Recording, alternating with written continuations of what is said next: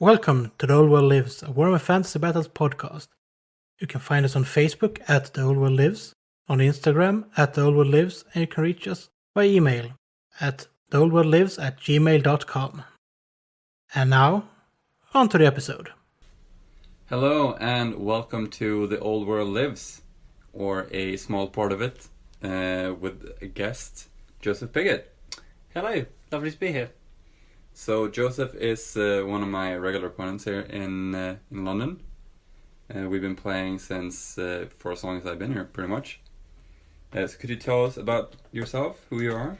Yeah, so I grew up in France and basically got into Warhammer around the time of the late 90s. I remember starting and then going into a Games Workshop.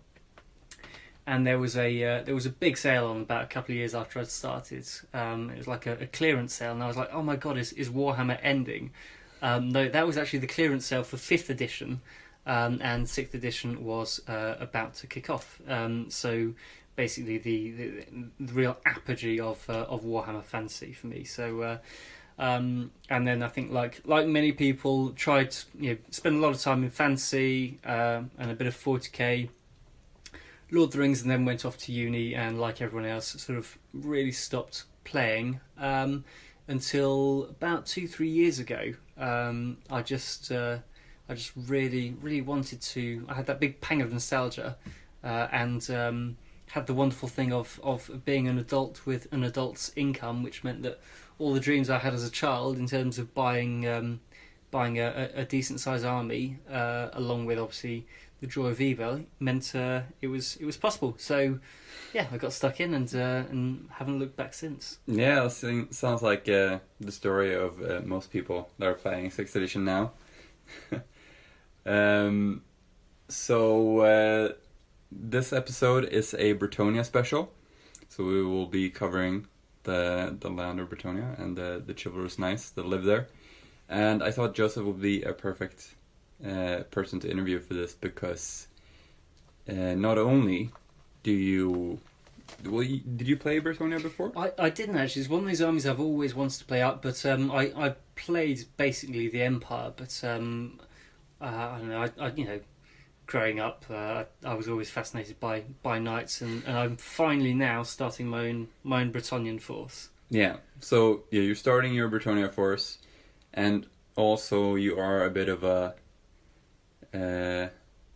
master on the subject of knights, having written some fiction or semi-fiction. Yeah. So I wrote a sort of semi-fictional biography of the first half of William the Conqueror's life, and just enjoyed nerding out, really reading all the source material around that. So yeah.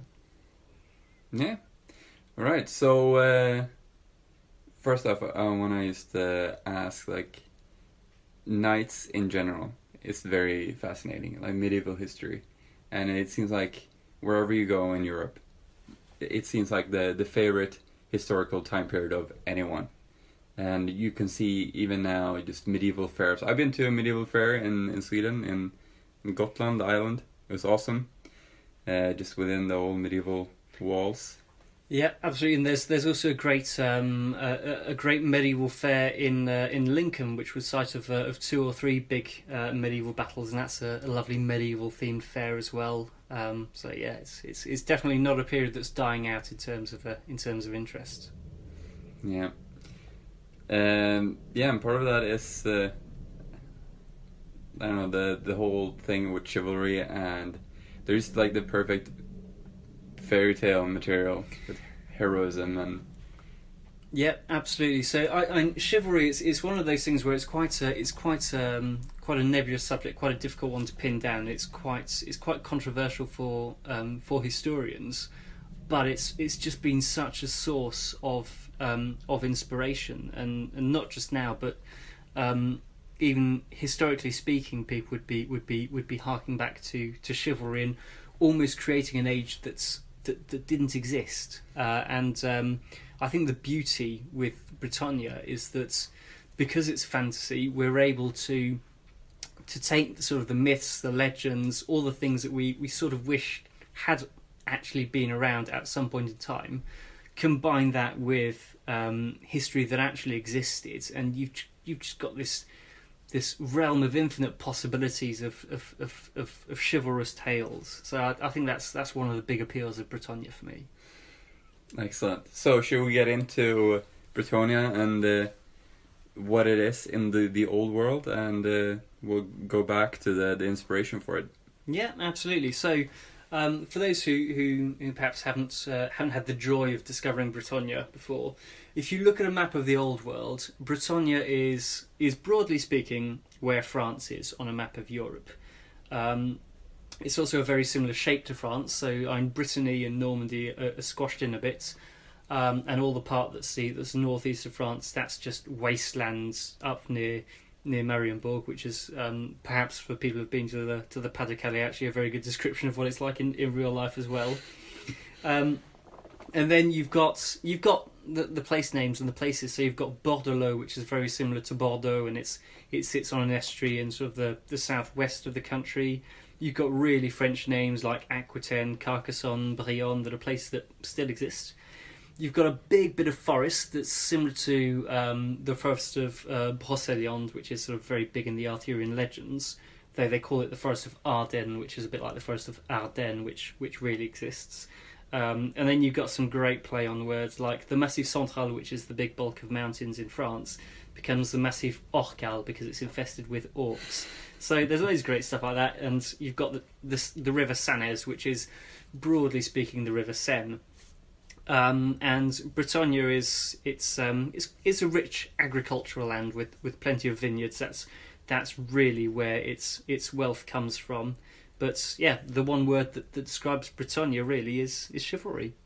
Yeah, and knights and mounted warfare. Absolutely, yeah, knights and mounted warfare. So for me, there are basically three things that make up Bretonnian lore. The first one is the historical aspects, and if you look at some of the big contributors, particularly in the 5th edition, people like Nigel Stillman and the Perry brothers, quite clearly they're basing it on France of the Middle Ages, a bit of England, but mainly France of the High Middle Ages. A lot of it is 100 Years' War, but you can't really be too precise in dating it, because you've got, for example, Repense de Lyonesse, who's basically Joan of Arc, so that would make you think maybe it's the end of the 100 Years' War, sort of 1420s, 1430s.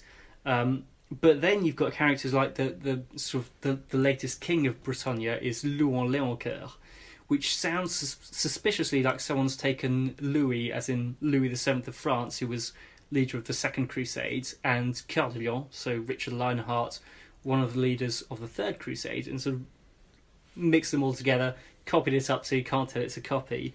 So already there you've got sort of 3 centuries of gap between Second Crusade and Joan of Arc. Yeah. So we can't get too hung up on dating, really. Yeah, kind of like, I guess, people's imagination of the Middle Ages. Like, it's a bit fussy of what actually fits in where, and actually like where the heavily armored knights actually existed. Because I would think earlier in my life maybe that the knights were around 1100, 1200 with the Crusades. That's the time when they were fully armored knights. But it wasn't really until hundreds of years later that they were like the pinnacle of knights that you have in mind. Yeah, absolutely. And also, this is nothing new. In fact, the confusion over arms and armour. If you look at a lot of medieval manuscripts, you tend to find the fighters are represented like knights of the period in which the chronicle was written, even if they're referring to battles in Greece or the ancient Bible. They just portray them as knights of their time. So that confusion is very much around, has been around forever. And then so the other two things that really make Bretonnia are, I think, pageantry. So the knights, they're represented wearing crests, and their horses have got sort of trappings, and these are things which normally you'd only really see them worn during the big pageantry moments at the beginning of tournaments. No knight would actually wear a crest in in battle, just like you wouldn't see a Viking with horns on his helmets. But the beauty of fantasy is that we can have these things. You know, we don't have to be too realistic. And then the third and final thing, but which is massively a part of Bretonnia, is Arthurian legends. So it's got its founding myth with Gilles le Breton, who's sort of a cross between Arthur and Charlemagne. You've got Landwin, who's Lancelot. You've got Maldred and an enchantress, who's sort of like Mordred and Morgana le Fay.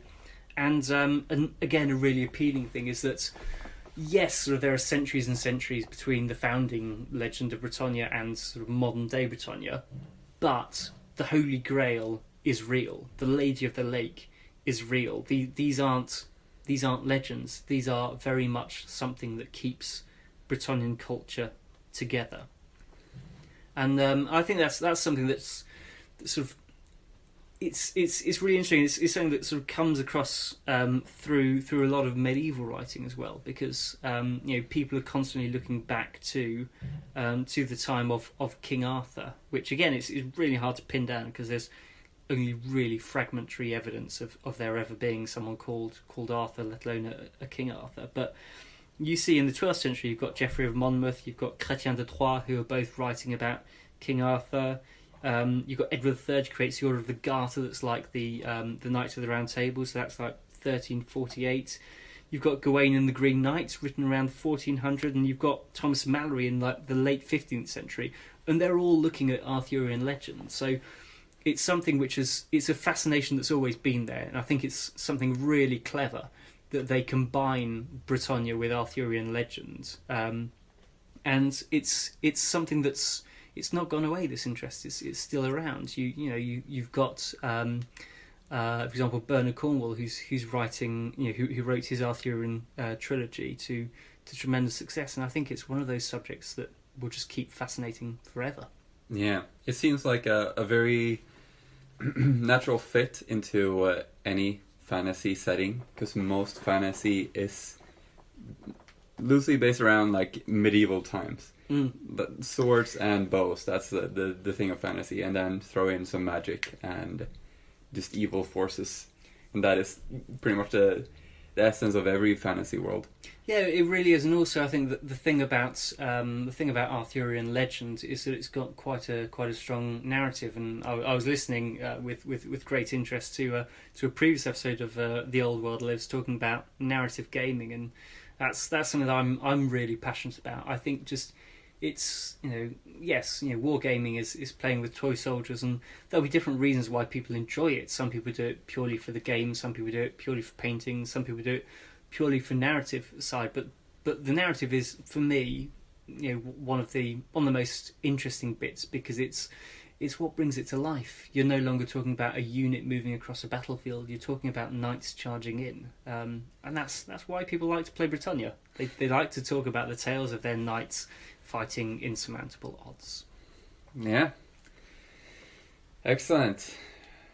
Where should we go from here? Well, I thought we might simply mention that we're accompanying this episode with a selection of wines, and in true spirit of the 100 Years' War, I thought we'd start off with an English wine, a Chapel Down Flint Dry, because I think England making wines is very much us parking our tanks on French lawns, which I think is really in keeping with the 100 Years' War, basically. Yeah, I left the wine selection to the semi-Frenchman. But it is very good. Good choice. It is indeed. I've also picked out wines that have got a nice bit of heraldry on the front as well. Maybe we could talk a little bit about the origins of Bretonnia. So, like I mentioned earlier, we've got this founding legend. So, the founding legend is a character called Gilles le Breton. Which again, it's an interesting choice of name, because in Arthurian legends, you have characters who are named by their places. So Perceval is Perceval le Gallois, or Parsifal the Welshman. So I think having Le Breton, it's not insignificant. And so is that based on Brittany? Yeah. So yes, essentially. So back in Arthurian legends, you have lots of small kingdoms which all form Britain, and so all the texts that talk about it are broadly referred to as the matter of Britain. And there's not a clear distinction between Brittany and Britain. So, for example, some versions have Lancelot being the son of Ban of Benwick, and Benwick is basically the kingdom near where the Mont Saint Michel is. So that's like the border between Normandy and Brittany, where there's this sort of island with an abbey that's built on it, and then obviously Lancelot goes across and joins King Arthur's court. So there's not a clear distinction between the two territories. Really, it's all part of one thing up until the sort of Saxon invasions, really.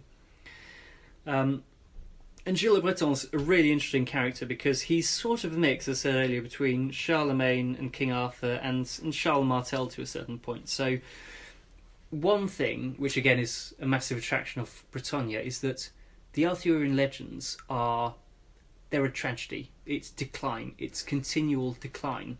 Whereas if you look at Bretonnia in the Warhammer world, actually it's quite a comparatively young nation. It's been around for like 14, 15 centuries, but compared to the Empire, it's really young. Something like 800 years go by between Sigmar to the dwarves and the elves. Compared to the dwarves and the elves, it's nothing. It's an infant. So I think that's this big attraction of Bretonnia. You don't have decline. You've got it's the apogee of Arthurian legends, and but like his death is very similar to Arthur. So he gets killed by a missile weapon, which again is a reason why the Bretonnian knights have a massive disdain for archery and refuse to employ war machines and things like that in some of the editions. And then Gilles Le Breton is borne off to this undying land when he sort of dies to return to us like a once and future king, a bit like Arthur.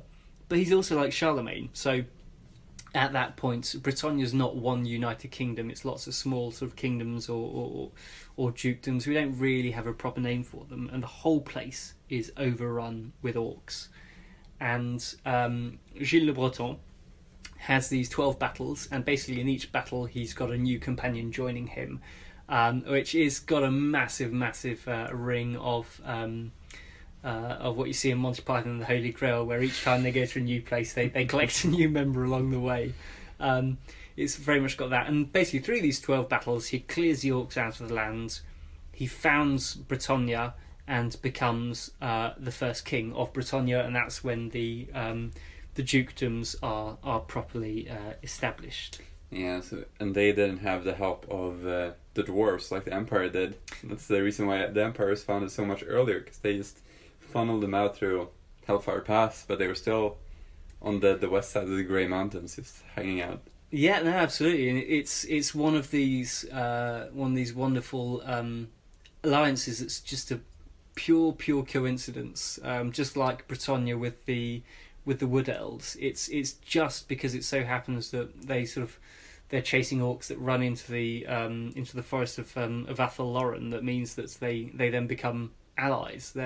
They don't have any fundamental reason to be allied, and the Wood Elves are really wary of anyone going near their lands. But your enemy is my enemy, therefore we're friends. Yeah, and also like the elf connection with the Bretonnians is that they're occupying old high elf cities along the coast, right? Yeah, they are indeed. Yeah, high elf colonies. Absolutely. So there were a number of high elf colonies in the old world where the high elves established trading outposts, basically, and this was like again the apogee of the high elves when they were really prosperous. And then we've got one of your favourite periods, Niklas, which is the War of the Beards, where basically things go wrong and the high elves go, right, I'm off, you can sort yourselves out. And they've founded these wonderful cities, and the Bretonnians have sort of adopted these cities, and it's very much a question of sort of high elf ruins where the Bretonnians are doing a bit of patch and mend. So for the Bretonnians, it's it is glory. They are wonderful buildings with great architecture, and there's very much a feeling like the period after the Romans withdrew, whereby the civilizations that have been left behind or sort of reoccupy the territories are building and are desperately trying to keep up and to get back to the level of architecture that the Romans had. That's sort of how I see it. It reminds me of a scene in Vikings when this British, well, I don't know if you could call him king, but lord of a dukedom, shows this person into a wonderful bath with hot springs. Like, look what the Romans did, and now we're masters here, and they're trying to catch up with what the Romans had. Yeah, absolutely. I think that's very much present. So it's an interesting one. So that's basically the founding of Bretonnia, and then there's, I don't know. We could talk about, maybe we should go into the errantry wars a bit. Yeah. So I just want to touch on as well with Bretonnia from the founding, their deal was knights on horses, right? Absolutely. Sorry, I was just taking a sip of this very nice wine. Yeah, absolutely. So, it's very much the deeds of the Bretonnian knights which create Bretonnia. That's when they really come of age. They become powerful. It's these few mounted knights who are really sweeping the lands, clearing all the orcs away. That's the beginning of Bretonnia. Yeah, and they kind of kept this way of warfare since then. And I told Joseph earlier that I constantly see people saying like, "Oh, why hasn't the Bretonnia evolved? Why haven't they caught up with the Empire? They're already using gunpowder," because that's, people see that as the natural progression of the world, because that's the natural progression of our history. That we went from using knights to using just massed formations of people armed with handguns. But I think it's not really applicable to this situation, because the Bretonnians haven't evolved, but neither have their opposition, because they've been fighting the same kind of orcs since the founding, and a Bretonnian charge will break orcs. There's no need to try and update to a different kind of technology when what you have is the ultimate weapon for destroying the enemy that you have. And should we talk a bit about mounted warfare in history? Yeah, let's go for it. Yeah, absolutely. So we were talking about this a bit earlier as well, and Joseph said that he didn't want to talk about worldwide because it's very debatable where it all began with guys riding horses, because the Romans used some cavalry. They mostly used them for scouting. The stirrup was like a massive invention. Yeah, absolutely. It's revolutionized the world of riding horses. And yeah, the Egyptians used chariots as well. The Mongols used stirrups as well, and that's one of the reasons why they were so powerful. But let's focus on horses in Europe, Western Europe, and mainly knights. Yeah, so again, the origins are quite hard to pinpoint. But if we look at knights as a social class, as knights under chivalry, I suppose for a good guess of when it really, really came into fruition, having this social order of knights, would probably be around the time of the death of Charlemagne, so around 808 and 14. Sorry. And just a recap for those who don't know who Charlemagne is. Yeah, so Charlemagne was basically the if you like, the founding father of the French kingdom, or the Holy Empire, as it were. So that's why I made that comparison earlier with Gilles Le Breton, because he unites the whole thing in one big block. Yeah, very powerful French guy who got he was sanctioned by the Pope as well, so he got a lot of prestige and rights from the Pope. Absolutely, and I think it's not a coincidence, the fact that so many knightly households make a big thing of being able to trace their lineage back to Charlemagne. He was like a period of glory for France, and basically when following his death and the breakup of the Carolingian Empire, warfare shifted a bit, because you went from having this big united empire fighting wars of expansion to lots of small local fights of Christian fighting Christian, and it was really necessary to find a way of containing that, because you had these knights who were highly trained, capable of incredible violence because they were so well trained and so well equipped. So what do you do to contain them and to turn it into a positive? So there are two things that they did. The one most immediate thing was to declare what's known as the peace of God, the trêve de Dieu, and basically it meant that warfare was under strict rules. So there were only certain days, for example, that you were allowed to take up arms, unless you were actually in the army of the king himself. But you do really see a big decline in the power of the kings of France after the fall of Charlemagne. They're very much reduced to an area around Paris, particularly in the 10th century. But the other thing was to develop the code of chivalry. Now again, chivalry it's a very difficult word to pin down, but if we had to simplify it, it is a code of conduct of how you as a knight should behave, what your duties are, and part of it would, for example, be protecting the weak, protecting those who couldn't take up arms themselves. So that would be protecting women, protecting the church, and protecting the peasants, which is really important because the peasants are the ones who generate the wealth through agriculture. So you need, in order for France to be strong, to protect agriculture.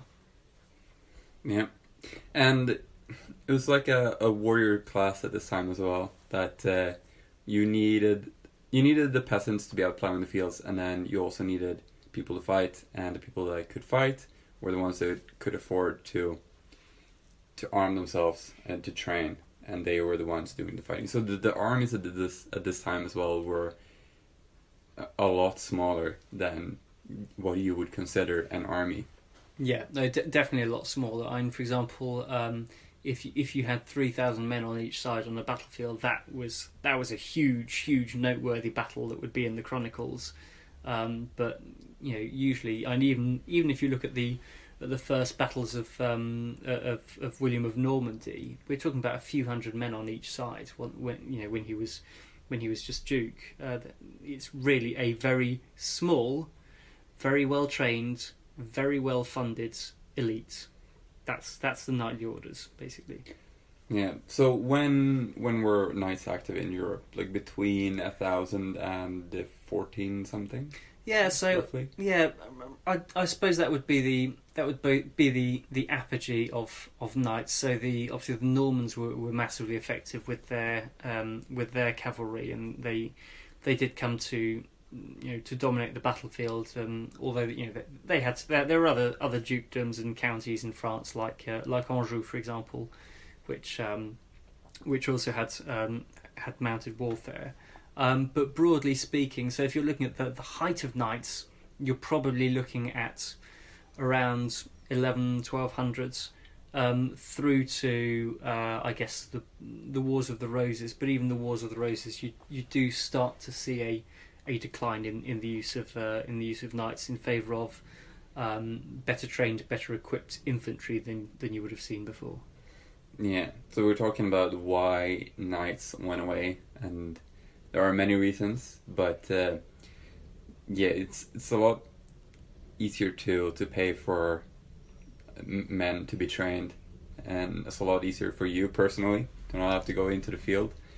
And also around this time in Europe, they started building more fortresses where knights weren't as effective, and they started using mercenary armies to a greater extent, train mercenary armies that you don't have to fund to train for a long period of time. You can just pay them straight away, and they will go to a battle fully prepared. A lot of them being from Germany, the infamous Landknecht, which is the basis of the Empire soldiers, ironically. So society evolved to where knights were not as effective. But in the Warhammer world, as I said, their enemies haven't changed. The orcs aren't building fortresses where knights aren't as effective, and the orcs aren't paying for mercenary pike to fight the knights.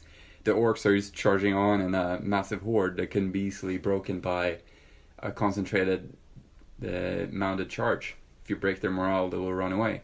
And it's been working like that since Gil Breton, and it still works now. So that is my argument for why they're not using gunpowder. Yeah, I think it's a very valid argument. And if you look actually at the topography of the old world, you have this big mountain chains of the Grey Mountains that stands between Bretonnia and literally pretty much the only places that are using gunpowder. As you said, Niklas, if your enemies are all predominantly either on foot or other cavalry, if your tactics are effective and there aren't that many defeats actually in Bretonnian history. You've got a lot of struggles, but again, because it's Arthurian legends, you do have these paragons of virtue. They have to win out, because if they don't win, then what is the point of chivalry? So, I think that's sort of the two big arguments as to why Bretonnia has not adopted gunpowder. It's not because they've not evolved. It's because, one, they don't need to, and two, it wouldn't be the virtuous thing to do, basically. So I think that's why they've kept it, because it works. Yeah, and it kind of goes hand in hand. Like, it is the virtuous thing. I think the knights of their time also thought that, but in the end they lost out because it was too necessary to evolve. But here it is not necessary, so they can still uphold those virtues. And also the Empire are fighting a different foe. They're fighting Chaos Warriors in Chaos armor, and they need gunpowder. Yeah, they are. So they're a lot more exposed in that respect. And also the geography is when I mentioned that the Empire is full of forests and hills and mountains, while Bretonnia is a lot more fields. Yeah, no, absolutely. It's the geography really lends itself in Bretonnia to open fields with cavalry charges, whereas trying to move armies with lots of heavy cavalry, even though obviously the Empire does have its knightly orders, it's not as feasible. Yeah, I just wanted to have that said. Let's go on to you were talking about the founding of the Borderlands, that period. Yeah, so basically the errantry wars. So yeah, that's like the big part of Bretonnian history after the founding. It is. So, again, coming back to knights and the peace of God and the rules of chivalry about trying to contain things. So in the real world, the sort of the big answer to what do you do with all these armed men, and there's an added difficulty, because you're not just talking about an armed class. You're talking about an armed class with male primogeniture, which means basically the oldest son inherits everything, so that you keep your land intact and your strength intact. So then what do the younger sons do? They have to go out, they have to find fortune. Some of them join the clergy, but you don't really have a clergy in Bretonnia. That's the role of women. They give you the tasks, they decide who's worthy. So that's not a viable source for the Bretonnians, so they have to fight. So in the real world, you've got the Pope Urban II, the call for the Crusade. Let's send all these incredibly violent men to do God's work. Well, in Bretonnia, you have an Arabian army, and they do actually call it an Arabian army, which invades Estalia. So that's basically Spain. So you've got Estalia, that's just to the southwest of Bretonnia. Invaded by Jafar. Yeah, by Jafar. Yeah, he named after the orange chocolate biscuits or cakes, and basically they invade, and it's very much a caliphate that gets established, and so the Bretonnians take up the call to arms and declare an errantry war. Along with a lot of Knights of the Empire. Absolutely, yeah. So the two armies combine, and it culminates in what's an equivalent to the Battle of Tours or Poitiers, depending on how you name it. Again, this is a reason why you don't get too hung up on trying to do direct comparisons or dating with between the Warhammer world and the real world. It's very much inspired, because like the Battle of Poitiers was 732, which is like before Charlemagne's time. Anyway, the King of Bretonnia, Louis the Righteous, which sounds a lot like Louis the Pious of France, kicks back the Arabian army, and then says, right, we're going to take the fight to them. So this happens in the Bretonnian year 470, which is broadly equivalent with the imperial year 1448, if you're going by Sigmar's calendar. Says we'll take the fight to them, and there are two armies that go off. One crosses the sea, or one crosses the land. And basically, the army that crosses the sea is victorious before the army that's crossing the land can even get there. So what do? You're a young knight who's gone off to seek his fortune. You get told fight's over. Yeah. Also, I just want to say that they had made it to the dwarf hold of Barakvar, which is in the inlet that goes by the border princes.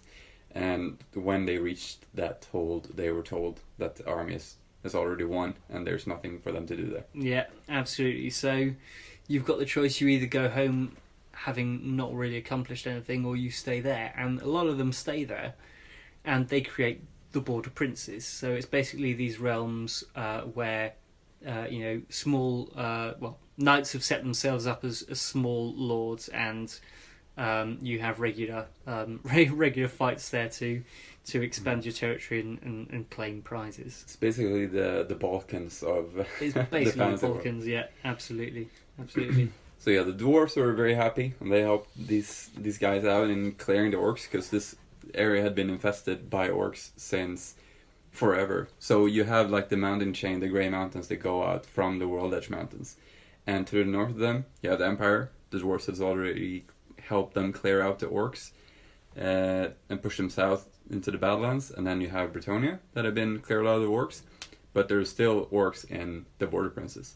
So the Bretonnians now try and clear them out, and the dukes form their own little kingdoms and princedoms and whatever, but there are still orcs left, and beastmen and other nasty things, but they try and carve out their little kingdoms in this place. Yeah, absolutely. And so that's like the next big episode after the time of Gilles Le Breton. It's the wars of errantry. And then we should perhaps come on to so we've had the orcs cleared out. We should perhaps come on to another big enemy of Bretonnia, which is the undead, and how that came about. And so there are discrepancies between the different editions, sort of as they sort of build up on the lore and legend of Bretonnia. But broadly speaking, if you go back to about 5th edition, that's where it all makes sense if you're making a comparison with Arthurian legends. So, as I was saying about the role of women, so you've got the Lady of the Lake, who is basically the both the head of the church, as it were, although it's not a structured church, and also the goddess that they pray to, as it were. She appears, and she's very much a real character. And if you wanted to make a real world comparison, you'd say it's a bit like in the 100 Years' War, where both England and France in every battle would be praying to the Virgin Mary. It's a bit like that, but again, I think we shouldn't get it too loaded. But what makes you worthy in Bretonnia? What makes you worthy is seeing the Holy Grail. So, for example, when Gilles Le Breton dies, his son can't become king because he's not seen the Grail. So he has to actually ride out and find the Grail and see it, and it's quite a few years before he returns and says, right, I've seen the Grail, and everyone, simply by looking at him, can tell he's got this aura about him. He has seen the Grail. He is worthy, And in that respect, it's a bit like the High Elves, where they have to walk through the flames, leading to a certain episode in which a certain High Elf maybe wasn't worthy and maybe went on to found a whole, Dark Elf society. But we don't talk about that. And anyway, the reason why this is important is because there is in the Bretonnian year 1319 the affair of the False Grail. So, I mentioned earlier one of the companions of Gilles Le Breton was a chap called Landuin, and he, broadly speaking, he's like Lancelot. And Lancelot, of course, in the Holy Grail stories, never sees the Grail because he's not worthy. Well, one of the descendants of Landuin in Bretonnia is called Maldred, which again sounds a bit like Mordred of Arthurian legends. Maldred wants to claim the throne of Bretonnia because the king, particularly good king, a particular paragon of virtue, has died. So he and his consort, who's an enchantress, get someone to make a Grail. And so he goes up to the court and says, "Not only have I seen the Grail, but I've actually been given the Grail by the Lady of the Lake. Aren't I great?" And this is where he's saying, I'm worthy. This is proof. And the Lady of the Lake is nowhere to be seen. And what's actually happened is that the sorceress, who's probably like an equivalent of Morgana le Fay, has imprisoned the enchantress, the Lady of the Lake, under a rock on Dol, which is, the way it's described, it's a bit like Mont Saint Michel, this rock. So she's not there to contradict him. But the Grail Knights find something a bit suspicious about the whole thing, and eventually uncover the secret, discover the Lady of the Lake, truth is restored, and Maldred is exiled. But Maldred was the Duke of Musion, or Musion, however you want to pronounce it. And what happens after the affair of the False Grail is you have the Red Pox that claims lives across the whole dukedom of Musion, but only Musion. And Maldred and his enchantress consorts try to escape it by locking themselves away in a high tower. It doesn't work, they perish. And then after the Red Pox, the undead arrive. Is this the story from the 6th edition book? It is indeed. It's also, so the False Grail is also mentioned in the 5th edition, though it doesn't go quite into as much detail. Because I read the 5th edition one just as a quick comparison of those exact details, because most of it is the same. But in the 5th edition one, they lead an army to besiege Musion, and there's no mention of the Red Pox, but they besiege the city, and the peasants are dying from starvation, while they are locked in their tower, where they are just having feasts and parties and just orgies and just enjoying life as much as they can before they die. And then eventually the Bretonnians storm the city, and they find Maldred and his witch already dead, and he's holding the cup, and then the seeress sees this, and then she's horrified, and then she orders the knights to block up the throne room with them still inside, and then they put a bunch of spells to keep it in, and then they leave, and that's it. Oh, that's excellent. There's a certain amount of Antony and Cleopatra in there. It's very appealing. So there's a bit of discrepancy between the two editions, but in the 6th edition book, the Red Pox comes in about 2-3 years after the affair of the False Grail. I think it's really telling that Musion's the one place in Bretonnia that's really affected by the undead. That's got the undead coming, because undeath in literature is symbolically linked to an impure soul, and basically he tried to con his way into becoming king of Bretonnia when he wasn't worthy of it, and that taint that he's brought in has really stained the dukedom of Musion till this day, and it's never recovered. Yeah. So so are they undead? Are they're vampires now, right? Maldred and the Enchantress herself. I don't know. Like in Museum, there are vampires.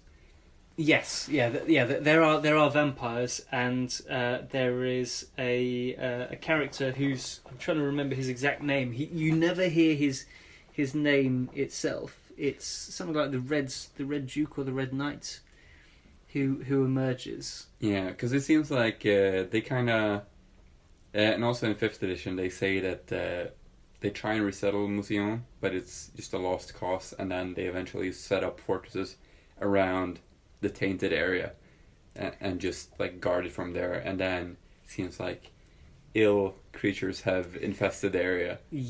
Absolutely, and it very much seems to be like a policy of containment to try and keep all the negative side in there, and basically up to about sort of 6-7 years before the current time. It says in the 6th edition, rumours speak of an army gathering within Musion, led by a mysterious knight. So you've got that threat coming in. So, having said earlier, one of the big appeals of Bretonnia is that it's constantly on the rise. Maybe it isn't. Maybe we're just not at the end of the Arthurian legend of Bretonnia. Yeah. Well, you have that book series to read. It is very good, and I do indeed. It's Anthony Reynolds, I seem to remember the author's name is, which starts with Knight Errant, which I received in the post the other day, and very much looking forward to reading that, because I'm a huge fan of the Felix and Gottschalk ones, or Gottschalk and Felix, whichever way you'll have it, and so I'm looking forward to reading, to broadening my horizons and venturing over the Grey Mountains into Bretonnia. Yeah, so for anyone who hasn't read that series, it is amazing. It is one of my favorite fantasy book series. So there are 4 books and also a couple of short stories, I think, in the anthology. So there's Knight Errant, Knight of the Realm, Questing Knight, and Grail Knight. I actually bought the Knight of the Realm book when I was in Portugal in a very British part. You couldn't tell it apart from actually being in England itself. So I went into like a fully British bookstore, and then they had a Black Library book, so I was captured by it, and it is great. So I highly recommend that book series. This is one thing I absolutely love about our hobby, is that it's popular, but it's not necessarily mainstream, and it's when you, not when you see a Games Workshop, but when you stumble upon a store, usually in a back alley somewhere you're not expecting for there to be a hobby store. You just wander in, and then you suddenly see Warhammer stuff. And to stick with the Holy Grail is when you wander into one of these stores and you find Warhammer Fantasy stuff still in its box, and that is the Holy Grail. Yeah, I found mine last year. Found a 6th edition starter box in an old model store. It's amazing. Live that dream. All right, so where do we go from here? About the Bretonnian story. So there's just one small detail that I'd like to touch on, because I read it, and it really made me laugh, and this is again about worthiness, worthiness for being a Bretonnian, and I knew I was going to do this, and it's disappeared in my notes. No. I will. Sorry, I prepared very well for this episode, but I didn't put in bookmarks for it. Yes, here we go. This detail, when I saw it, it really tickled me. So basically, there is, as we said, there's this really strict class system, which it existed in the real world as well, and to a certain extent, you could argue does still today. Oh yeah, there's one thing on Yes. that thing. One of my favorite comparisons to the real world and Bretonnia is the law of the 10th, that in medieval Europe you had to pay 1/10 of what you produce to the church, while in Bretonnia you keep 1/10 as a peasant, and then you pay the rest to your overlord. Absolutely excellent, yeah. That is such a good tithe, detail. brilliant. So coming back to what makes you worthy. So in Bretonnia, as perhaps to a certain extent in the real world, performing a knightly deed as a peasant isn't enough to make you a knight. So you do have some people in warfare in like the 100 Years' War who get knighted after performing great deeds, but they go out of their way in the chronology of the 6th edition to talk about the story of a Bretonnian peasant. And this is in the year 1537, so the imperial year 2515, so fairly recent. They talk about this peasant called Hubald. And again, it's great because the peasant has a very, very Anglo-Saxon name as opposed to all the knights who have very sort of Norman French names. And Hubald saves this lady from a beast in a forest, and it says very clearly that he's only the 3rd peasant ever to be knighted in reward for having done this great deed. But then it goes on to say that he doesn't survive his first battle. So, in Bretonnian law, yes, in some very rare situations you can be knighted, but your very birth, your very blood, means that you're not worthy enough to survive as a knight, because he can't survive his first battle. And I just thought that was absolutely hilarious, that detail to specify. Yeah, I can really imagine just someone accidentally shoving him off his horse and being trampled to death as well. Definitely. Well, there's another really funny one, which is coming back to the role of women. There's talk of one tournament in which 100 knights joust to have the hand of a lady. So, which makes you wonder what the lady was like exactly, or what her huge tracts of land were like, to quote Monty Python. Yeah. So speaking of Bretonnian background, we've been comparing some editions. Bretonnia were only really in the Warhammer world, and in 3rd edition, they were in the main army book, and then in 4th edition they were left out, and then they had an army book in 5th edition, and then in 6th edition, and that's it. Yep. I think that's obviously I'd love to see Bretonnia in every single edition, but in a sense, a little part of me thinks it's quite appropriate that something that's based on so heavily in Arthurian legend is difficult to pin down. And it's a bit like the Once and Future King. You hope that maybe, just maybe, in this edition, it will come about. And actually, talking about editions, if we look at the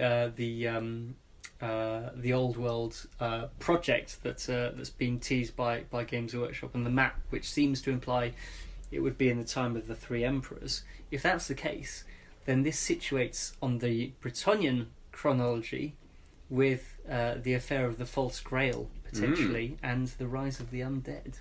That is very cool. Which could be absolutely fantastic, but let's not hold our breath either. Yeah, so you just want to talk about the different editions as well, the difference between and the character of the armies.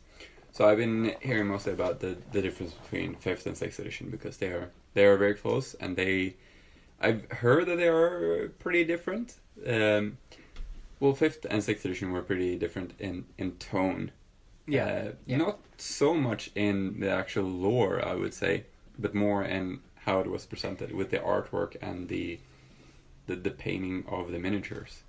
Yeah, I'd agree with that. Basically, for me, the big difference between 5th and 6th edition is so there's the artwork difference, but fundamentally, 5th edition was, I think, the last one which left balance up to the players, because you had so much freedom that you could. It was like the last Hero Hammer edition. It was the last one where if you wanted a supercharged, 2-3 heroes dominating the battlefield, you could have that. Whereas 6th was, I think, where they accommodated tournaments a bit more and ensured the armies were balanced.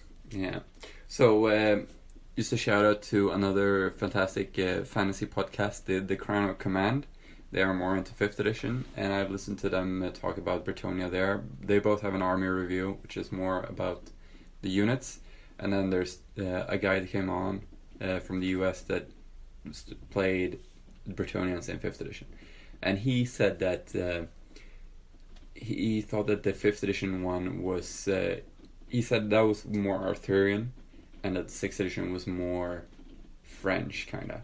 Yeah, I'd agree with that. Yeah, definitely.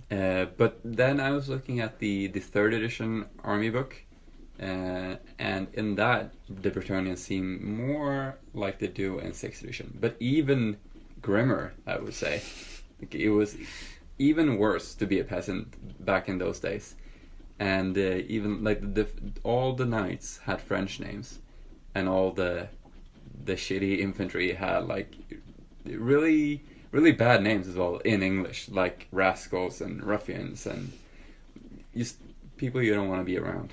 Yeah, so I think that's perhaps, again, if we were going to do a historical analogy, that's probably linking Bretonnia more to the 12th century, where you still very much had the the consequences of the Norman conquest, and the nobility would be French and the peasants would be English, and you can see that even in the English language today, because if you look at food as it's described, it's always words of French origin. So you've got beef like bœuf, you've got mutton like mouton, but then when you're describing, you've got pork like porc, but when you're describing the animals in the fields, you use the sort of the more Germanic or Anglo-Saxon terms. So you've got sheep, you've got swineherd, and you've got cow. So you've got your roles in society clearly defined. You've got the Anglo-Saxon who's working the fields, and you've got the Normans who are feasting. So maybe 3rd ed Bretonnia is closer to that. Yeah. And also a big difference between editions is war machines, and especially in 3rd edition, where Bretonnia had cannons. Yeah, they like got guns. Yeah, those big siege guns that they employed around 1300, I guess, in Europe. Yeah, well, certainly they had them by 1400, but yeah, I think you're right. There are in 1300 the bigger sort of more sort of breech loading ones, where you take the whole back off the gun, and then to load it takes half a day, because you've got to stick your backpack on, and then put the clay on and let the clay dry. And yeah, and I also think they had handgunners as well. So I was looking through the 3rd edition army book, and it's very modular. Like you pick a unit and then you kind of give them whatever equipment. They're not as defined in their roles. So it was very interesting to see. But I like to think that in the history of Bretonnia, this did happen. That they did have gunpowder, but then the knights realized that the peasants can use these against them, and then they just banned them and got rid of them and just clear it out of their history books. Now it never existed. Sounds legit. So in 4th edition, though, they were very keen not to have any war machines, and then in 6th edition they brought back the trebuchet. Yeah, I think just there are some scenarios, like particularly if you're playing siege warfare, you do need some war machine. I think the trebuchet is it's in keeping with Bretonnia's vibe, and it's not something where you could bring a whole city crumbling down with a few trebuchet. You could, of course, but if you think of a trebuchet compared to a cannon, it takes a lot more time to assemble. So if your peasants are what's that sound? Can you hear a soaring sound? A bit like Monty Python with the war rabbit, the siege rabbits. You can hear that going on for some time. It gives you the time to intervene, whereas you can't have peasants just grabbing a few barrels of gunpowder and causing havoc. So yeah, I think it works quite nicely. I think it's just that right balance. Yeah. All right. Should we take a break here and then go through the actual army in Warhammer Fantasy? Sounds good.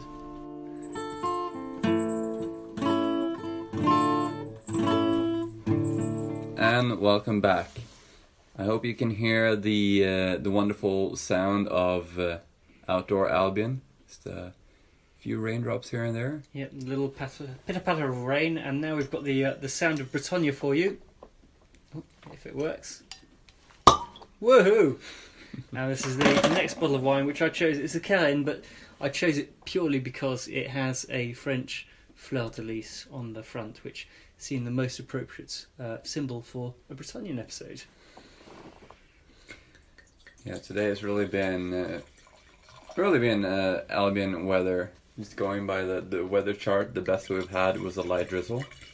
But now we've gone, I would say, down 2 steps. Yeah, I think so.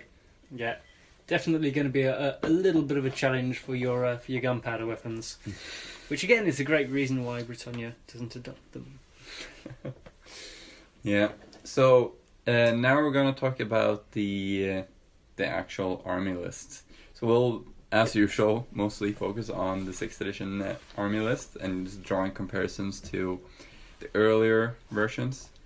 And it's also pretty good that we're focused on 6th edition because this is the book that will be used until the end of times. And indeed after the end of times. Yeah. So we should maybe start with the most one of the 2 unique things of Bretonnia, which is the blessing of the lady. Yeah.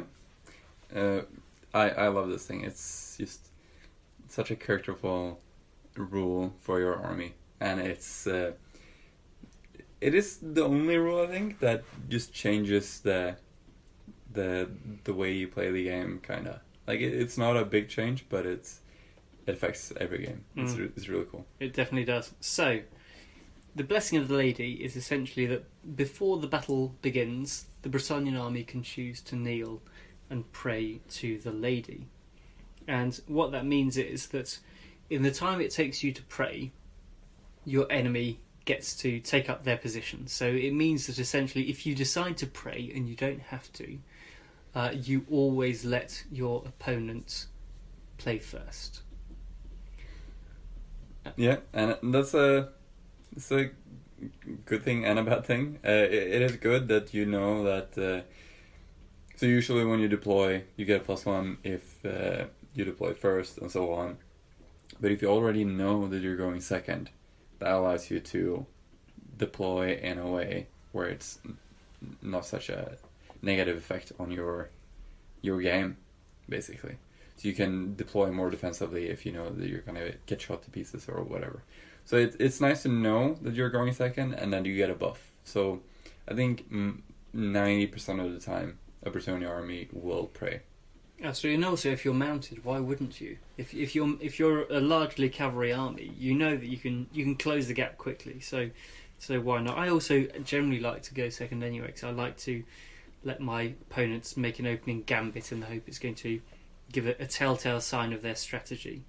It doesn't always work, but at least it reassures me. Alright, so what do you get for praying? So for praying, basically, broadly speaking, anyone who's a knight or a damsel gets to benefit from the blessing, and any mount of said model, including if you've got a hippogriff or a pegasus. And the benefits are that all models that are affected by the blessing get a 6-up ward save, and if you're fighting against a character who's attacking with strength 5 or higher, that goes to a 5-up ward save. So that's not nothing. That's significantly increasing your chances of survival.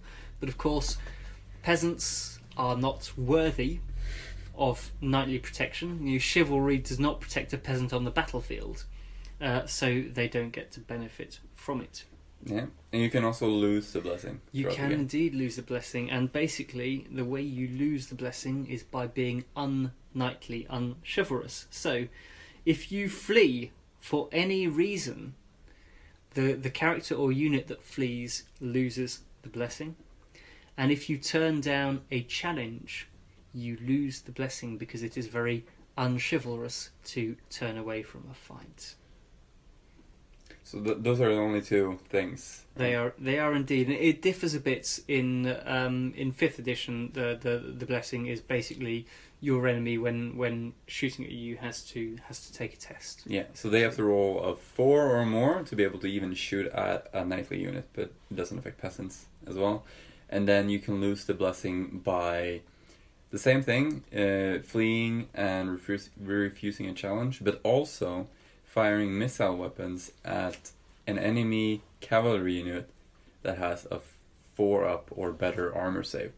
So if your army behaves unchivalrous, then you lose the blessing for the entire army. Then I suppose, which is really interesting. It very much ties in with the Bretonnia disdain for missile. They can shoot at their crap. They troops. can shoot at the peasants. Yeah, of course, because peasants aren't protected by chivalry on the battlefield.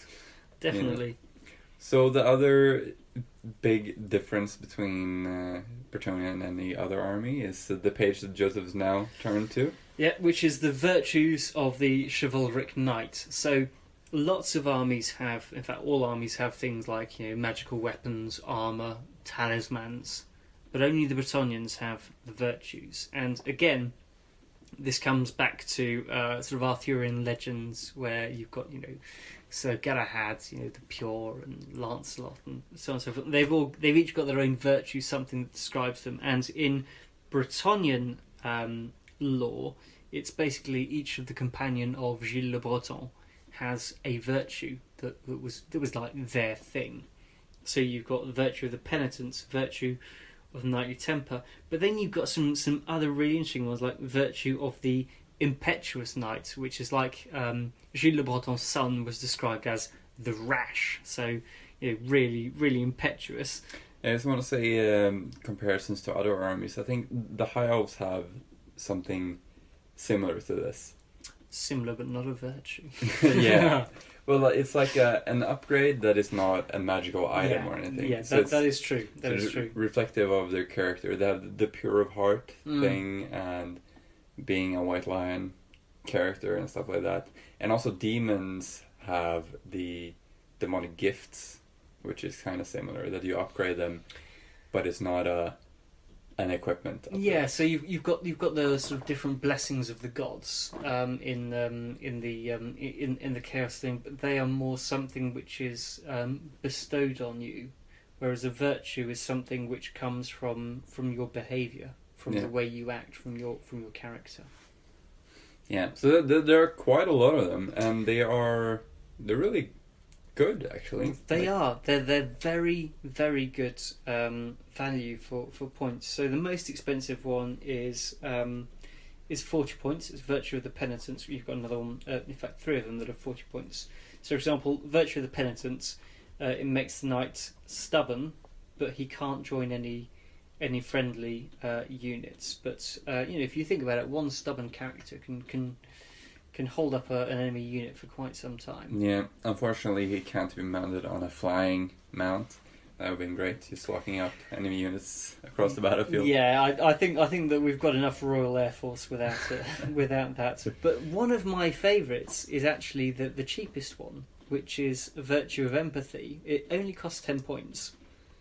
But what it means is that the knights can be on foot, because we should say that all Bretonnian knights and knightly characters are, de facto on horse. Yeah, they have to take a mount. They have to. So yeah, this is the only way in 6th edition to get characters on foot.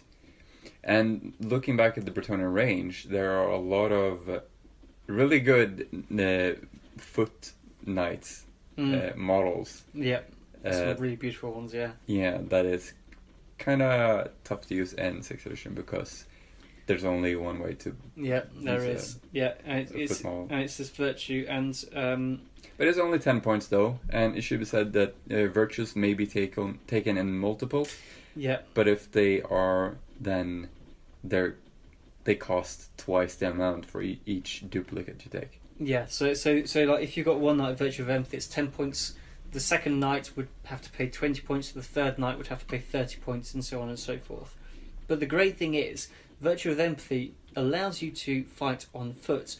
It also means that your leadership sphere for that character, instead of being 6 inches, is 12 inches, which suddenly makes peasant armies that bit more viable. Yeah, and we'll get on to the peasants themselves, but I don't think they're really that bad. Well, they're no worse than goblins, so, which is a compliment of sorts. Alright, so just lightly touching on magic items as well. They have a lot of magic lances, a very cool magic armor that gives the character weapon skill 10. And then pretty standard magic items. Nothing that really sticks out. There's a lance that gives killing blow. There's a lance that allows you to reroll 2 wound rolls, and then that can be used in conjunction with what we talked about, the chivalry trait that allows you to reroll hits. So reroll hits and 2 wounds would be really cool. And a shield that gives you a 4-up ward if you already have the blessing, and so on. Nice magic items. Like, looking through the list, there's plenty of good options in there. Nothing I would just dismiss, and nothing that I would always include. Yeah, I think that's one of the big challenges with building any Bretonnian army is the choice. The choice is almost too good. It's like, what do you not take? They're all great, and none of them are stupid points. Yeah, actually, when I think about it, the thing that I would always take is the killing blow lance. It seems like it mostly because it's just such an heroic thing. You charge in, and then you do roll that 6. Yes, to kill absolutely, and the monster or the character. And particularly fitting, because if one of the big enemies of Bretonnia is the undead, and we know how much how important a general is to an undead army. Yeah. If you get that killing blow, that can be a game changer for you. Yeah. All right, let's get into the roster, the unit. And so perhaps before we talk about the units themselves, the one thing we should mention is the unit formation for the Bretonnians, for their knights, which is the lance. Yes. Now, in 5th edition, it looked the coolest, because basically you had your knights were in a wedge formation like a triangle, and just the unit looked so unbelievably cool. But I was reading the designer notes from 6th edition, and there are 2 very good reasons why they changed it. So it went from being a lance formation proper, which is like 1 guy in the front rank, then 2 behind him, then 3 behind that, then 4 behind that, to being basically a column that's 3 wide, basically 3 knights wide. And the first one is it made it way too open to disputes, because if you've got an enemy unit that attacks your lance formation, it's basically attacking not against a straight line, but against an imaginary line that's drawn along the side of this triangle. So if the base is not physically touching, it's way too easy to argue then, say, but which guy is this person in contact with then? So that was confusing. Yeah, it's a triangle in a game of squares. Exactly. It just doesn't fit. And again, I think it's very of 5th edition, because 5th edition is the last edition where you leave it open to players to just be complete. And you should always be fair play, of course. That's half the fun of it. But 5th edition is the last one where they let people just have fun without trying to put some form of control to stop abuses. And the other reason, of course, is it's really hard to get past terrain features if you've got quite a big wedge formation. So having it just 3 wide meant that suddenly you could have 3 columns of knights charging in. And the way it works is basically your front 3 knights can all hit, and then anyone on the side of it can hit, but no one in the middle of the column can hit. So that's specific to Bretonnia. Only Bretonnia can do it, and I really wish that my really, really, really, really wide, really numerous Empire army had the option of doing that with its knights, because trying to get a whole Empire army into contact is really difficult. Yeah, it makes them very maneuverable. I think that's the main thing. Like, you can bring to bear a lot of knights into one place, which you can't really do with Empire or Kislev, for that matter. That's true, but obviously the big disadvantage to that is that your flanks are really, really long. Yeah. So you don't want to leave your flanks exposed as a Bretonnian. And so on to the roster. Yeah, and also one more note on the Bretonnian army. They may not take Dogs of War allies. They're far too proud of that. Just yet. If you look to history, then maybe give them another 200 years and they might pay some Empire mercenaries or something. And also, they may take one more character than other armies. So they can take another hero, basically. Yeah, absolutely. And we'll get on to why in a bit. So first, lords. You have the Bretonnian lord. I was a bit disappointed by his weapon skill, to be honest. So he's movement 4 like a regular human. Weapon skill 6, ballistic skill 3, but that doesn't matter. I'm surprised he has a ballistic skill at all. Yeah. Strength 4, toughness 4, 3 wounds, initiative 6, 4 attacks, and leadership 9. So yeah, it's a boss human guy. He's a boss human guy. Yeah. Yeah, you sort of you want to, because it gives you that extra one in leadership, but otherwise I have to say I'd be, given that you get the extra free character slots, I'd be tempted to put all heroes in my army. Yeah, he's not terribly expensive though, 110 points, and he may be mounted on a warhorse, a royal pegasus, or a hippogriff. And yeah, the hippogriff is pretty cool. Yeah, he is indeed. So the hippogriff, movement 8 when he's on the ground. Weapon skill 4, strength 5, toughness 5, 4 wounds, initiative 4, 4 attacks, and leadership 8. So is that the same stats as a griffin, or is it worse than a griffin? I think it's similar. It's very similar. I would need to check in my Empire Iron book that's upstairs. Yeah, so you usually use a electric cannon on a griffin, right? Yeah, absolutely. Yeah. And how would you compare these two? Are they pretty much the same?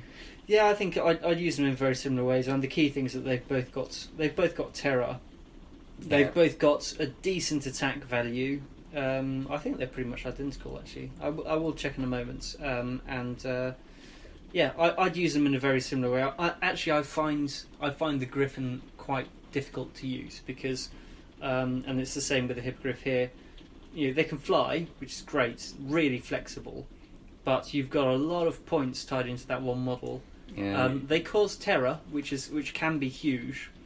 Like against armies like Skaven or goblins, but at the same time, it's a lot of points, and they it's very exposed on his own. Very exposed, yeah. You've got to get that kill in straight away. So again, if you've got a killing blow here, perfect. If you haven't, you really want to make sure that you're not going in completely unsupported.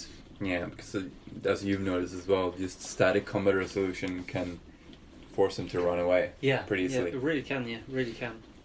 Alright, next to the second lord choice, the Prophetess of the Lady, which is the classic lord mage, starts at level 3, can become level 4.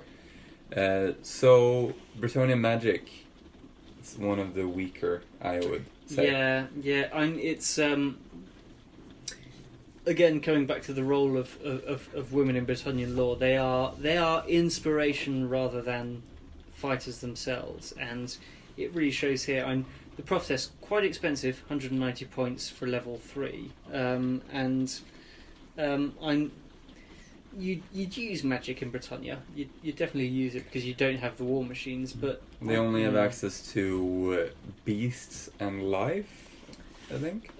So Beasts, Life, and Heavens. Oh, and Heavens. So Heavens can be interesting.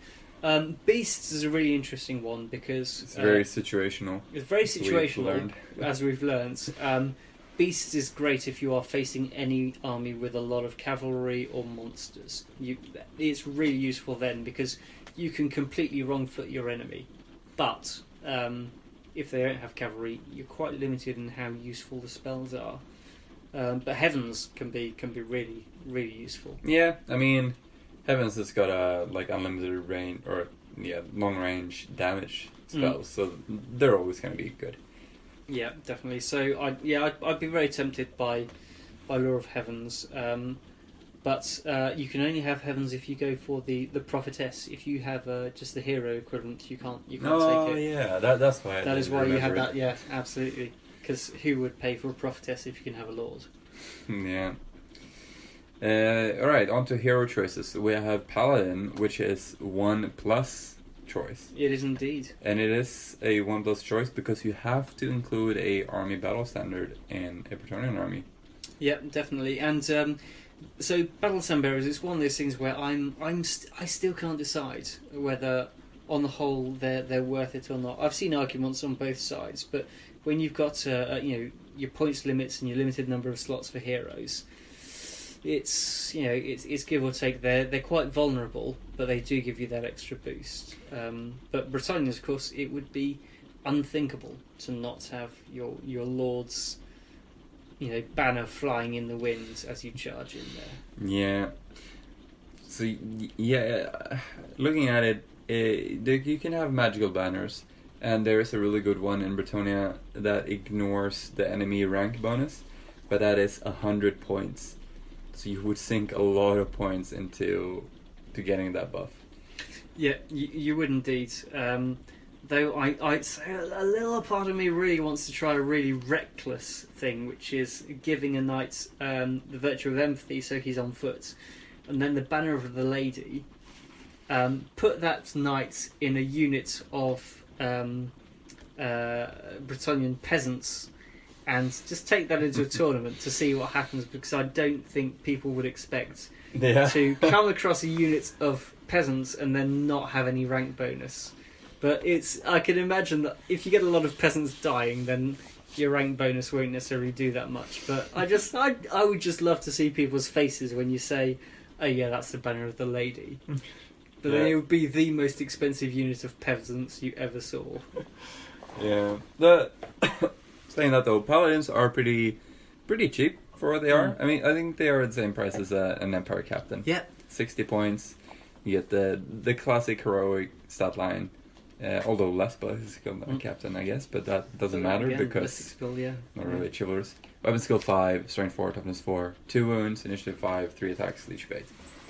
And all peasants get to use any knight's leadership within 6 usually. Yeah, exactly, yeah. So, yeah, they're great. Yeah. But of course, the challenge with Bretonnia is that your knights are very fast and your peasants are very slow, unless you've got mounted squires.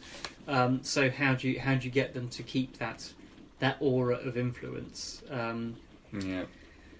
Which is where empathy comes in, I guess. Yeah. Alright. And they can be mounted on barded war horses or Pegasi. Yeah, and they've got lots of toys to choose from, including the Morning Star, which it just looks so cool.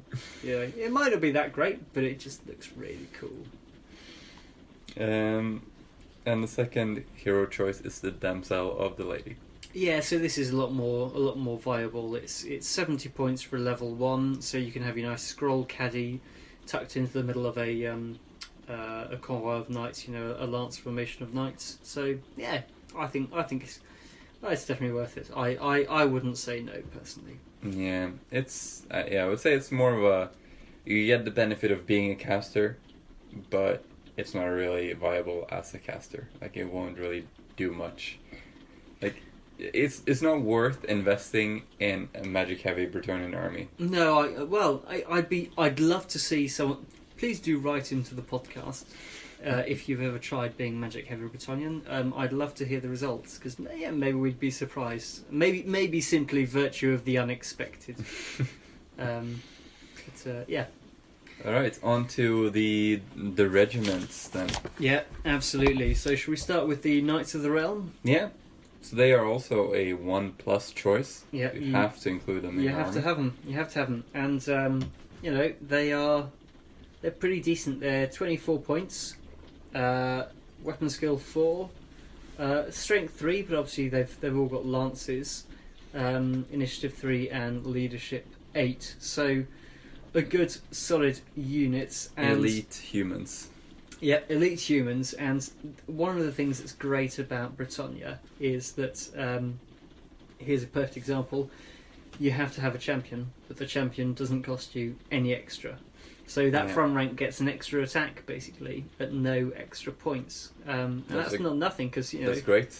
Yeah, champions, they're often the same price as a standard bearer, and here the standard bearer is worth 16 points. So that's saving you 16 points for each unit of Knights of the Realm. Yeah, So these are great. Yeah. They're a great core unit. I think the downside of them is that they are only strength 3. So they'll be strength 5 on the charge. But comparing to Inner Circle Knights, they can boost themselves to be strength 4. And strength 3 to strength 4 with a lance is a big difference. Like being strength 5 or strength 6 is huge when you're facing toughness 4 opponents, and also the heavy armor. I've noticed that with my Kislevites, the difference between regular winged lancers and the Griffin Legion with the strength bonus is huge. Yeah.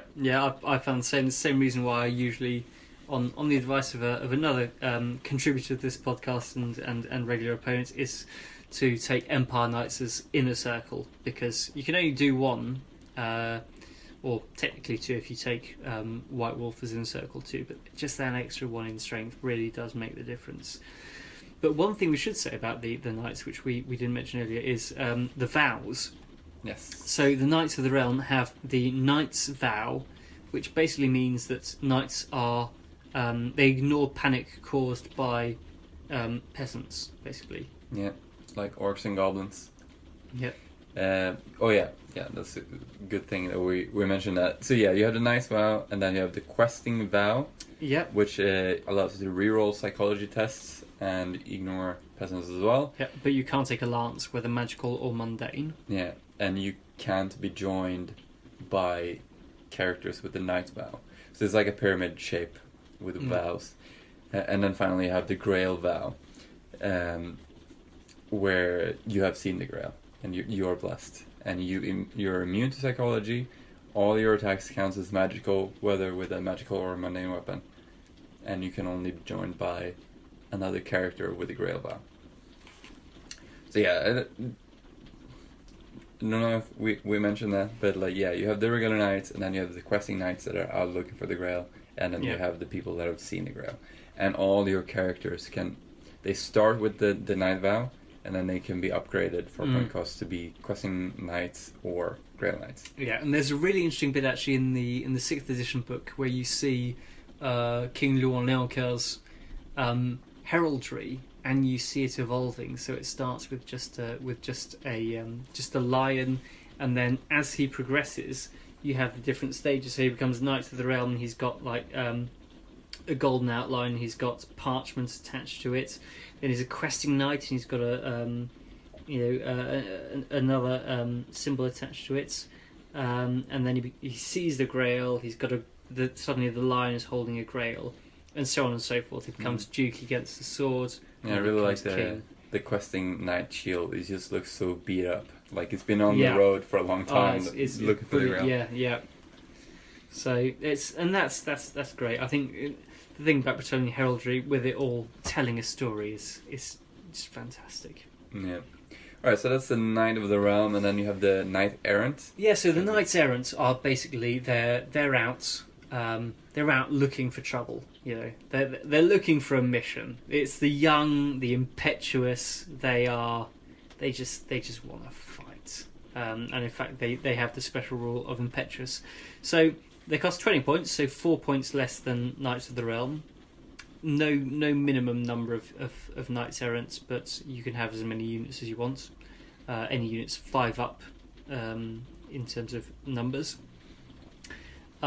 They're very similar in terms of equipment to Knights of the Realm, but their weapon skill is 3 and their leadership is 7 instead of being 4 and 8. I don't know if we said that, but Knights of the Realm and Knight Errant have heavy armor and barded warhorses. Yeah. And another note on Bretonnian warhorses, they ignore the barding penalty. So they are movement 8, and they charge 16, so they don't get -1. Which makes me very bitter as a Kislev player. Like, what's the point of not having barding when everyone else just ignores it? Or has a 1+ armor save? But yeah, Knight Errant, they get the negatives of... what's it called? Not rage, but impetuous. Yeah, but the rule that all the Khorne guys have.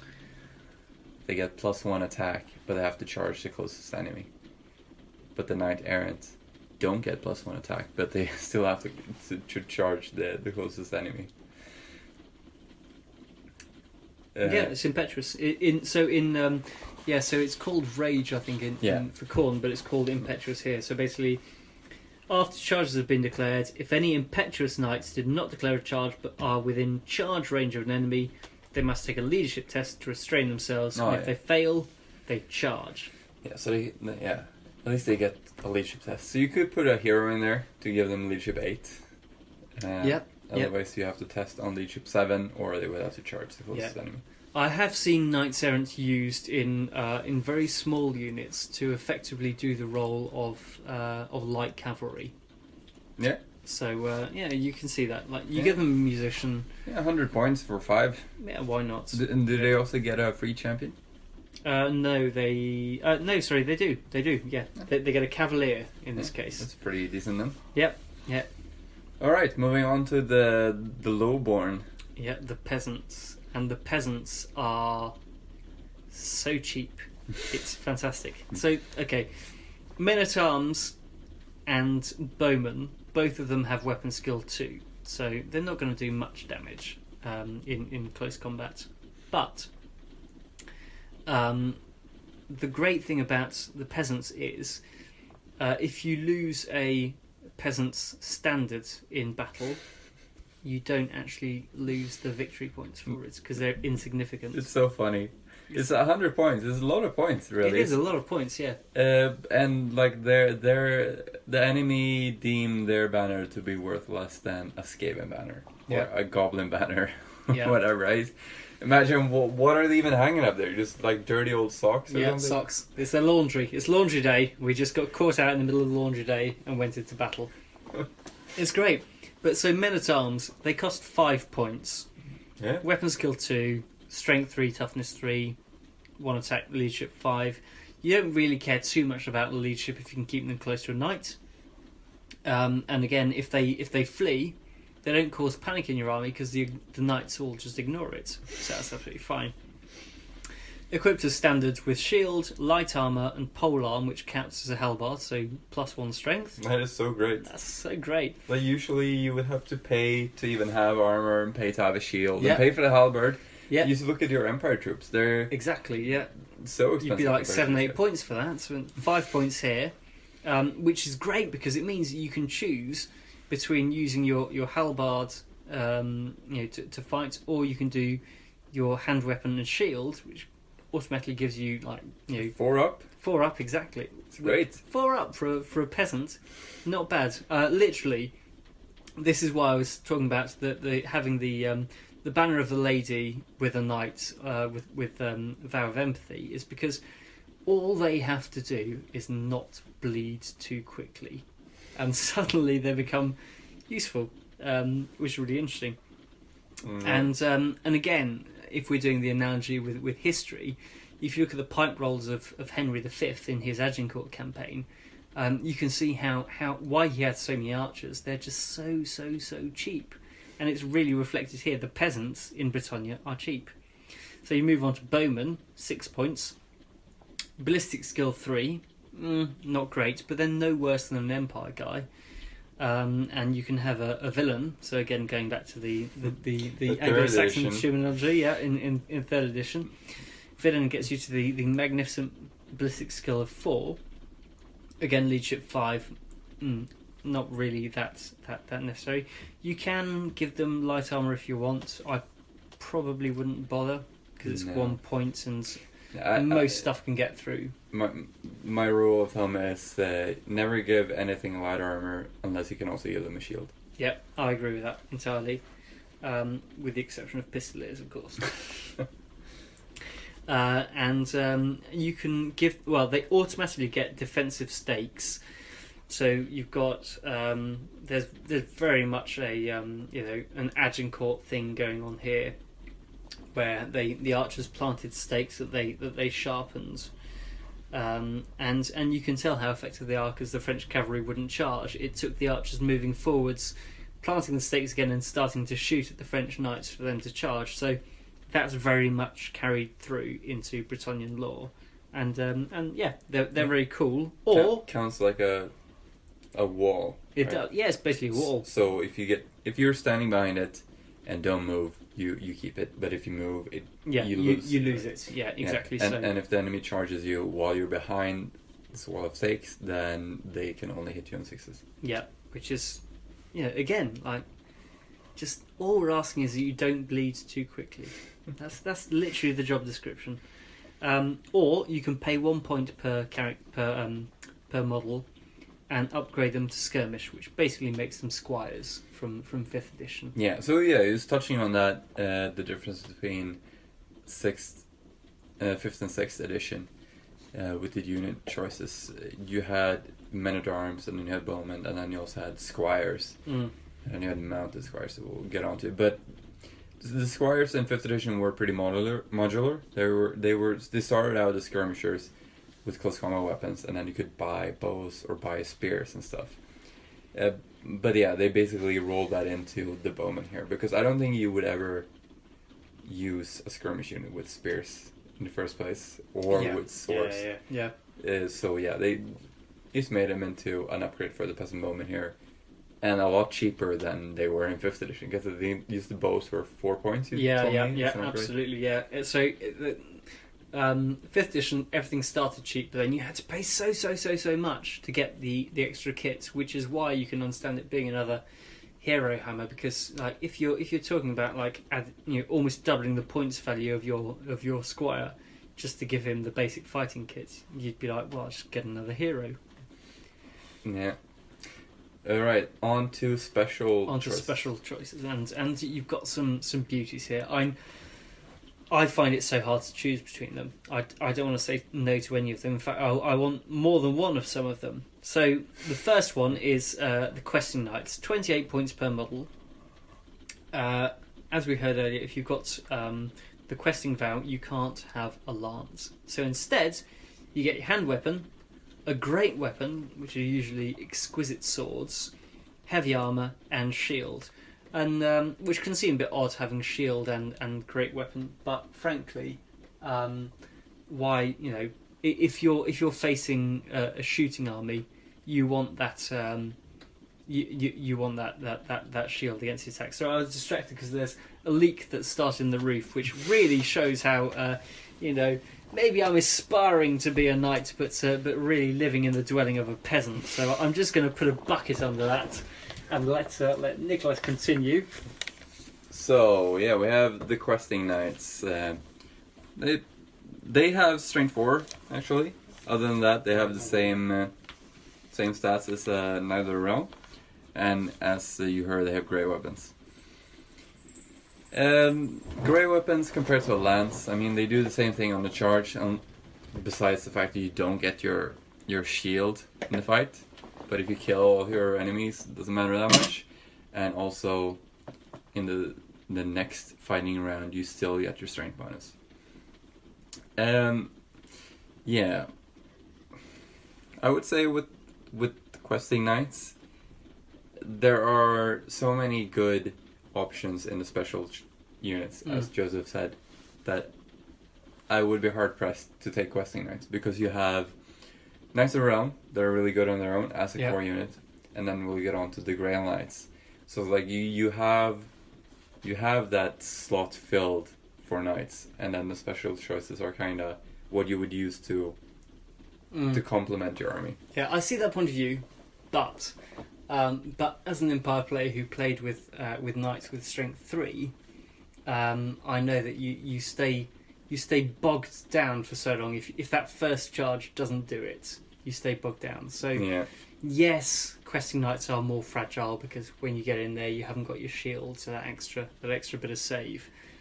But you've got a great weapon and you've got Strength 4, and so I just think, that is. I didn't actually think of this before when I made my analysis of Bretonnian units, but they do have Strength 4, and that is great. You have Strength 6 every round. Strength 6 every round, even though you strike last when you're not charging. But it's the 4 special choices are really hard to choose between. Yeah, and they don't even have that many. My dwarf army has 1, 2, 3, 4, 5, 6 special choices, and they're really hard to choose between. But yeah, you have 4 here, but they're equally hard to choose between because they are. they're very different. Right, and the next one is 0 to 1 Pegasus Knights. Mm-hmm.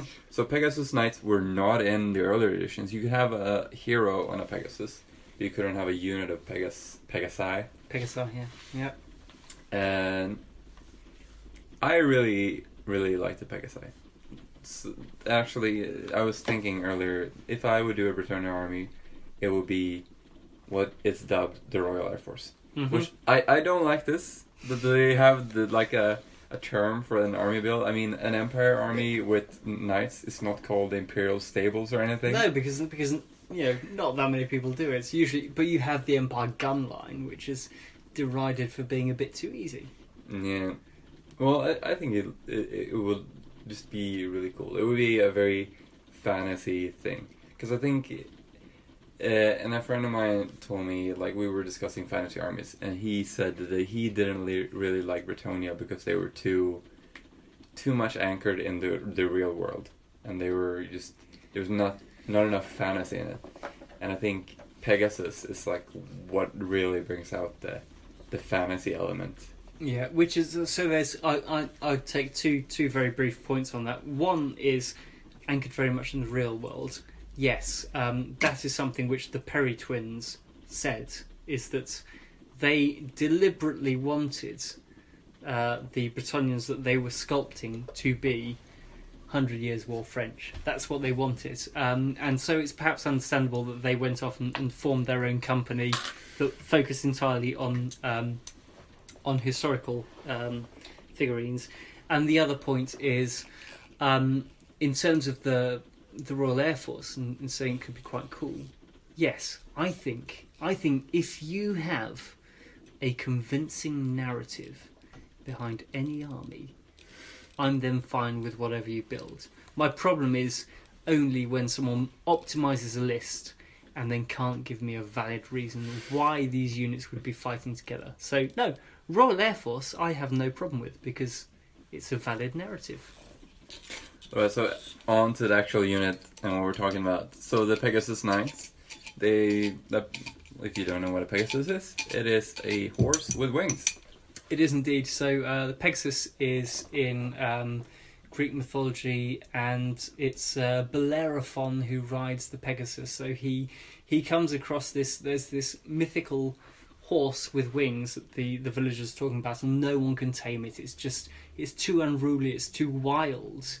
And Bellerophon finally manages to tame it, and then people come from all across Greece just to see Bellerophon riding it. And if you want to go way more recent, it was I believe it was Daphne du Maurier, the crime writer, whose husband was one of the people responsible for forming the British Airborne, who suggested to him that he use Bellerophon on a Pegasus as their motto, which is why you have now Pegasus Bridge in Normandy from the Airborne campaign. And now back to Warhammer.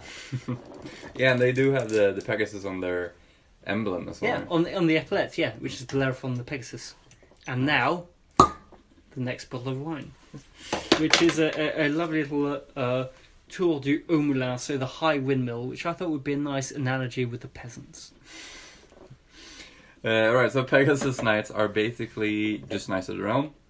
Weapon skill 4, strength 3, toughness 4 though, which is really big. Toughness 4, yep. No other knights have that. 2 wounds to represent their big flying horses. Initiative 4, 1 attack, leadership 8.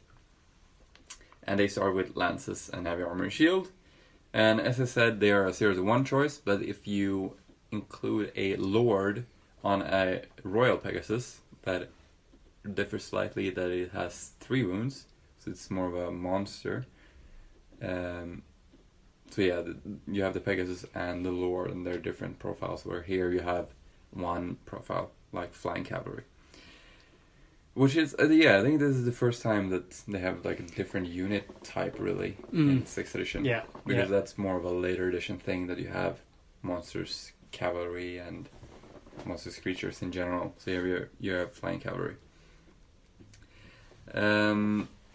Yeah. they're 55 points a model. It's pretty expensive. It's quite expensive. Yeah. They're really good though. So when I went to a double tournament in Poland, and my partner was playing Bretonnia, and he had 3 Pegasus, I think, and he constantly told me that they were the men of the match. They really made a difference. Yeah, I can entirely believe that. I can believe that, and so I won't be taking any, for reasons I'll explain later. But I would love to take them, but I won't. Yeah, the reason I love them so much as well is that there is such a different thing in the Bretonnian army, because you have knights and peasants, and they have their roles, and then you don't really have anything else, and then you have the flying knights, which is really cool. Yeah, absolutely. So they come from the Paravon region, which is basically right on the eastern side of Bretonnia, near the Grey Mountains. Yeah.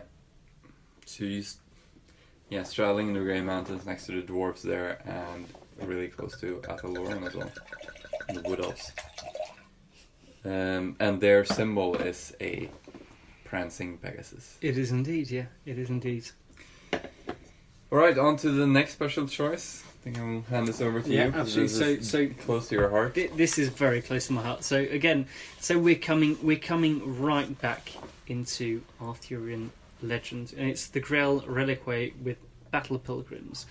So a bit of the lore behind this is that the Grail Pilgrims worship the Grail Knights so much that when a Grail Knight dies, they basically take his cadaver and they parade it like a I don't know, like it's a symbol. It's for them it's the Grail. They just carry it with them. And I think and actually someone on Instagram recently was talking about this to me. It's very similar to the Fisher King in Percival by Chrétien de Troyes, where it's this king who is both blessed and damned, because he's seen the Grail and he's been pierced by the lance that pierced Christ, and the lance is always bleeding. The spear rather is always bleeding. And he can't be separated from it, but every time he sees it, he bleeds again. This is right in the essence of Arthurian legend, and it is absolutely fantastic. So it's 118 points.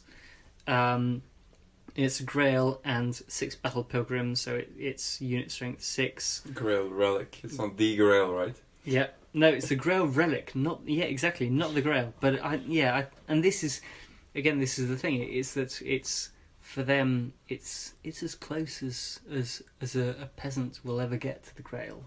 It is worshipping a Grail Knight, and we heard earlier how anyone who has seen the Grail has this aura about them.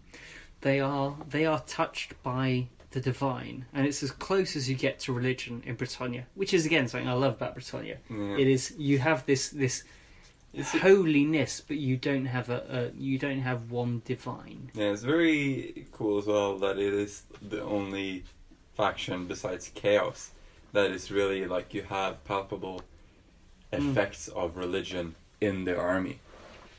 Yeah, absolutely, and so. You can have additional pilgrims to go with it, but basically the shrine it's placed in the centre, like a stand bearer or musician.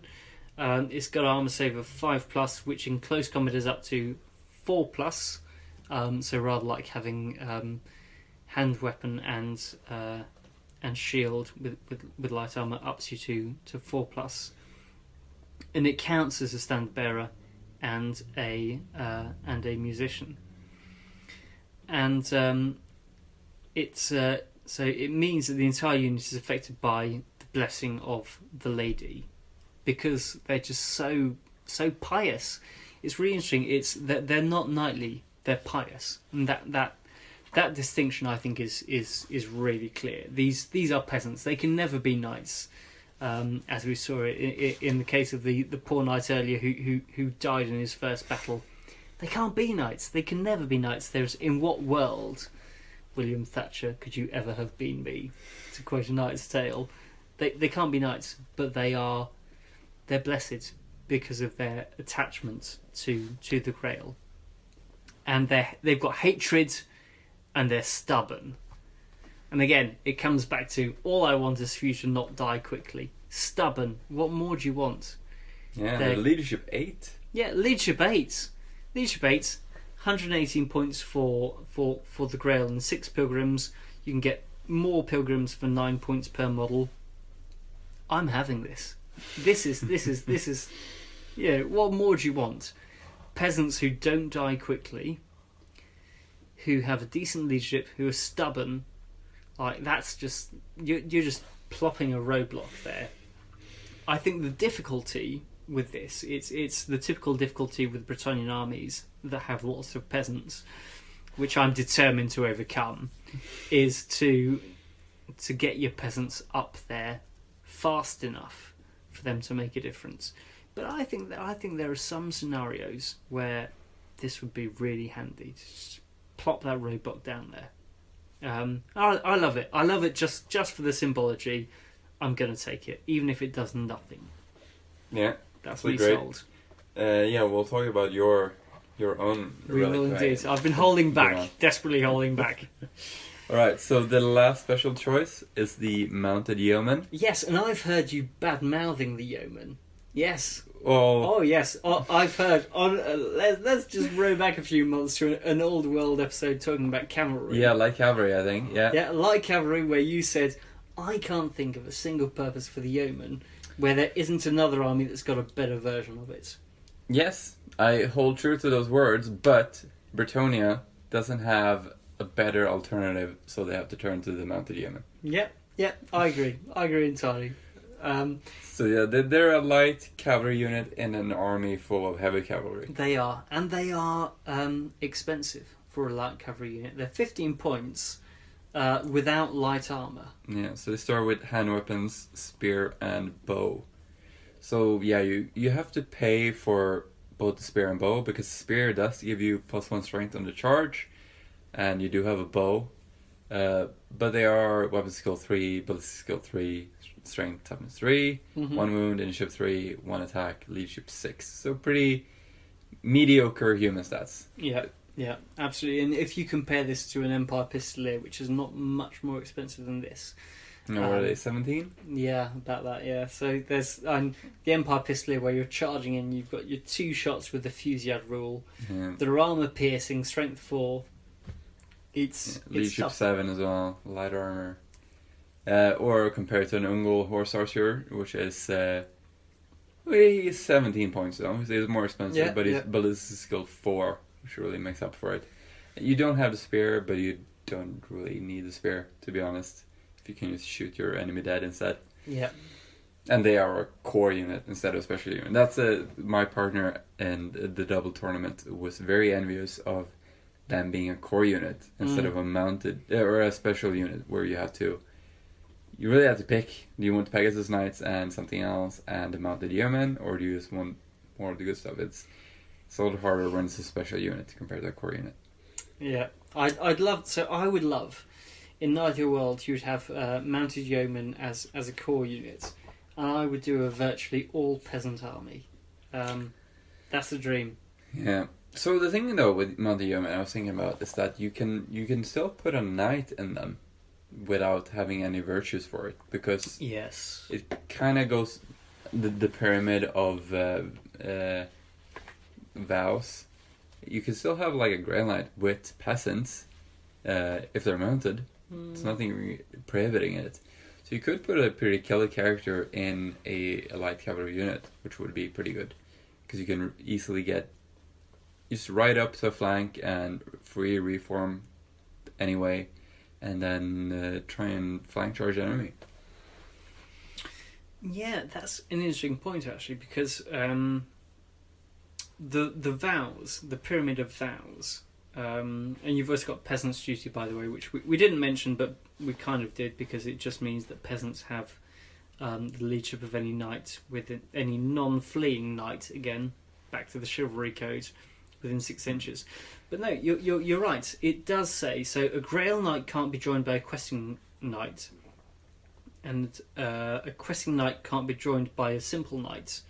But nothing in there prohibits them joining a unit which doesn't have a knightly vow at all. Yeah. Just want to give a shout out to the artwork in the 6th edition Bretonnian book as well. It's a reason alone to get this book. It's just exquisite. So good. When you were flipping through the vow page, it was... I love that page. I love the artwork. So yeah, that's a use for the mounted yeomen as well. Just put a character in there, make them really killy, get some flank charges. Otherwise, it's a good unit to harass. Yep. Yeah, I think they have their use. And the thing though, my friend pointed out was any job that the mounted yeomen can do, a squadron of Pegasus Knights can do better. Yeah, for a lot more points. Yeah, I mean, not that much more. Oh, yeah, because... 3 Pegasus Knights can probably outperform 7 or 8 mounted yeomen anytime. Yeah, but 3 Pegasus Knights are what, 100, my maths are failing me, 175? 165? 165 points against, like, 5 times 15. Yeah. Like, there's a big difference there. Yeah, it's true. But with the limited amount of special choices, I would put a unit of Pegasus Knights first, and then go from there. Yeah, I can see the logic. I can see the logic, but I would still hesitate because, what are you going to use your Pegasus Knights for? Like, yes, they can take out war machines, but they're going to have to take them out quickly, and then go on to do more stuff because, like your cannon's 110 points. So let's do the rest of the unit, and then we'll do. And then we'll debate. Yeah, and then we could be here all night. No, I can see why Pegasus Knights are highly valued, and I think it's because they're so highly valued that I'm being stubborn. So on to the 2 rare units, which is pretty typical of 6th edition. You have 2 rare units. Yeah, and so Empire's got 3 rare if you count Dogs of War. Otherwise, it's got Flagellants and Hellblaster. And sorry, we have to apologise if you can hear it's like scratching sounds. The Black Terror, who is one of my cats, has entered the room. And the 2 red units could not be more different if you tried. We have the Field Trebuchet, which is peasants building stuff from wood, and the Grail Knights, who have seen the Grail, whom the lady has decided are the worthiest of the knights in the land. And a reminder again, Lancelot never saw the Grail. He was unworthy because of his love for Guinevere. So the Grail Knights. I would always take them. Like, every army I would build with Bretonnia, I think I would try and take them. They're so good.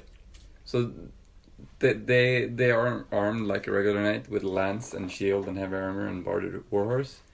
And they are weapon skill 5, strength 4, toughness 3 like a human, 1 wound, initiative 5, and 2 attacks. 2 attacks and leadership 8. No many units have 2 attacks. No many elite units have 2 attacks. It's like chosen Chaos Knights and chosen Chaos Warriors. They're so great. And since they are Grail Knights and they have the Grail vow, all of their attacks counts as magical, so they can kill ethereal creatures and get rid of demon saves. They start the game with a blessing, whether or not you prayed, and they are immune to psychology. They're so good. Yeah, and on top of that, they have the special rule of living saints, which means that if you issue a challenge to a unit which has to a unit of Grail Knights accompanied by a lord or a hero, any single one of those Grail Knights can accept the challenge. Yeah. With their 2 attacks, they're basically all champions. It's a unit of champions. They are fantastic. They are so good.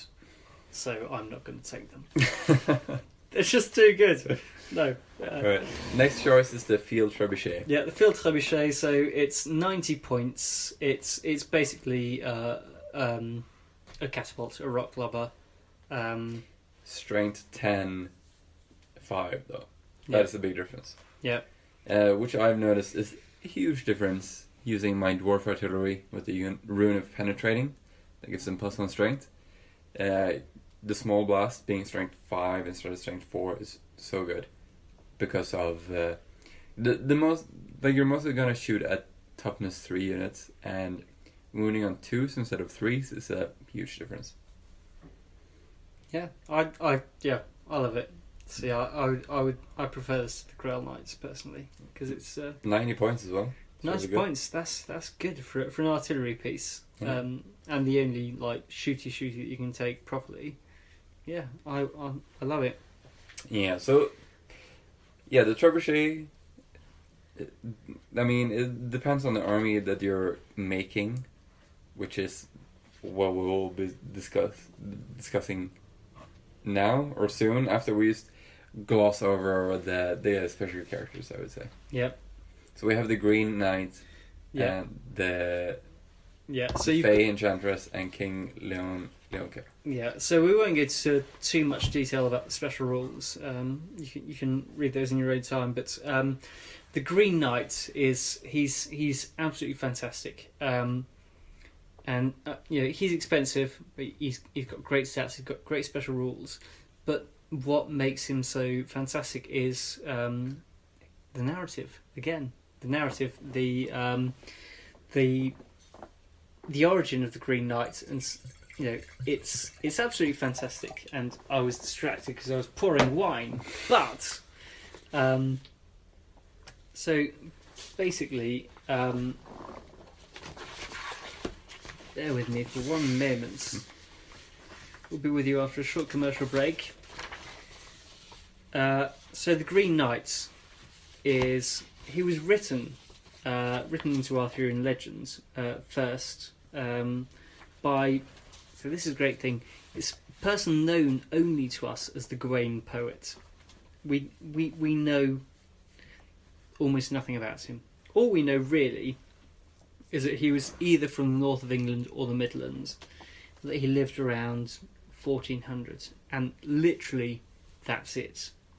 But there's this whole tale about Sir Gawain, who is at the court of King Arthur, and we'll go into more detail later, but basically he's challenged to strike the Green Knight, and the Green Knight says, "You hit me with my axe, and then I'll hit you with my axe." And Gawain goes, "Yeah, no problem, mate. Like, I'll decapitate him. Job done." And then I won't hear anything. And he decapitates this Green Knight. And then the Green Knight picks his head up and says, "I'll see you in a year's time, and then I get to hit you." It's an absolutely fascinating story. And there are some great translations of it. So I know a lot of people like Tolkien's translation, and who wouldn't? See it here in your bookshelf. Yeah, and it's right there. But my favourite version is by Simon Armitage, who was a poet laureate, because he brings it back to the northern, topography and language in there. It's a very northern language. So this is the same time as Chaucer. Anyway, the Green Knight in Bretonnia, as in Arthurian legend, is basically a personification of nature. And it is, without a doubt, the single most beautiful, simple Warhammer model I have ever seen. And the eBay prices reflect that. But I've got him. I recently managed to track down the shield that I'd lost, and I'll be painting him.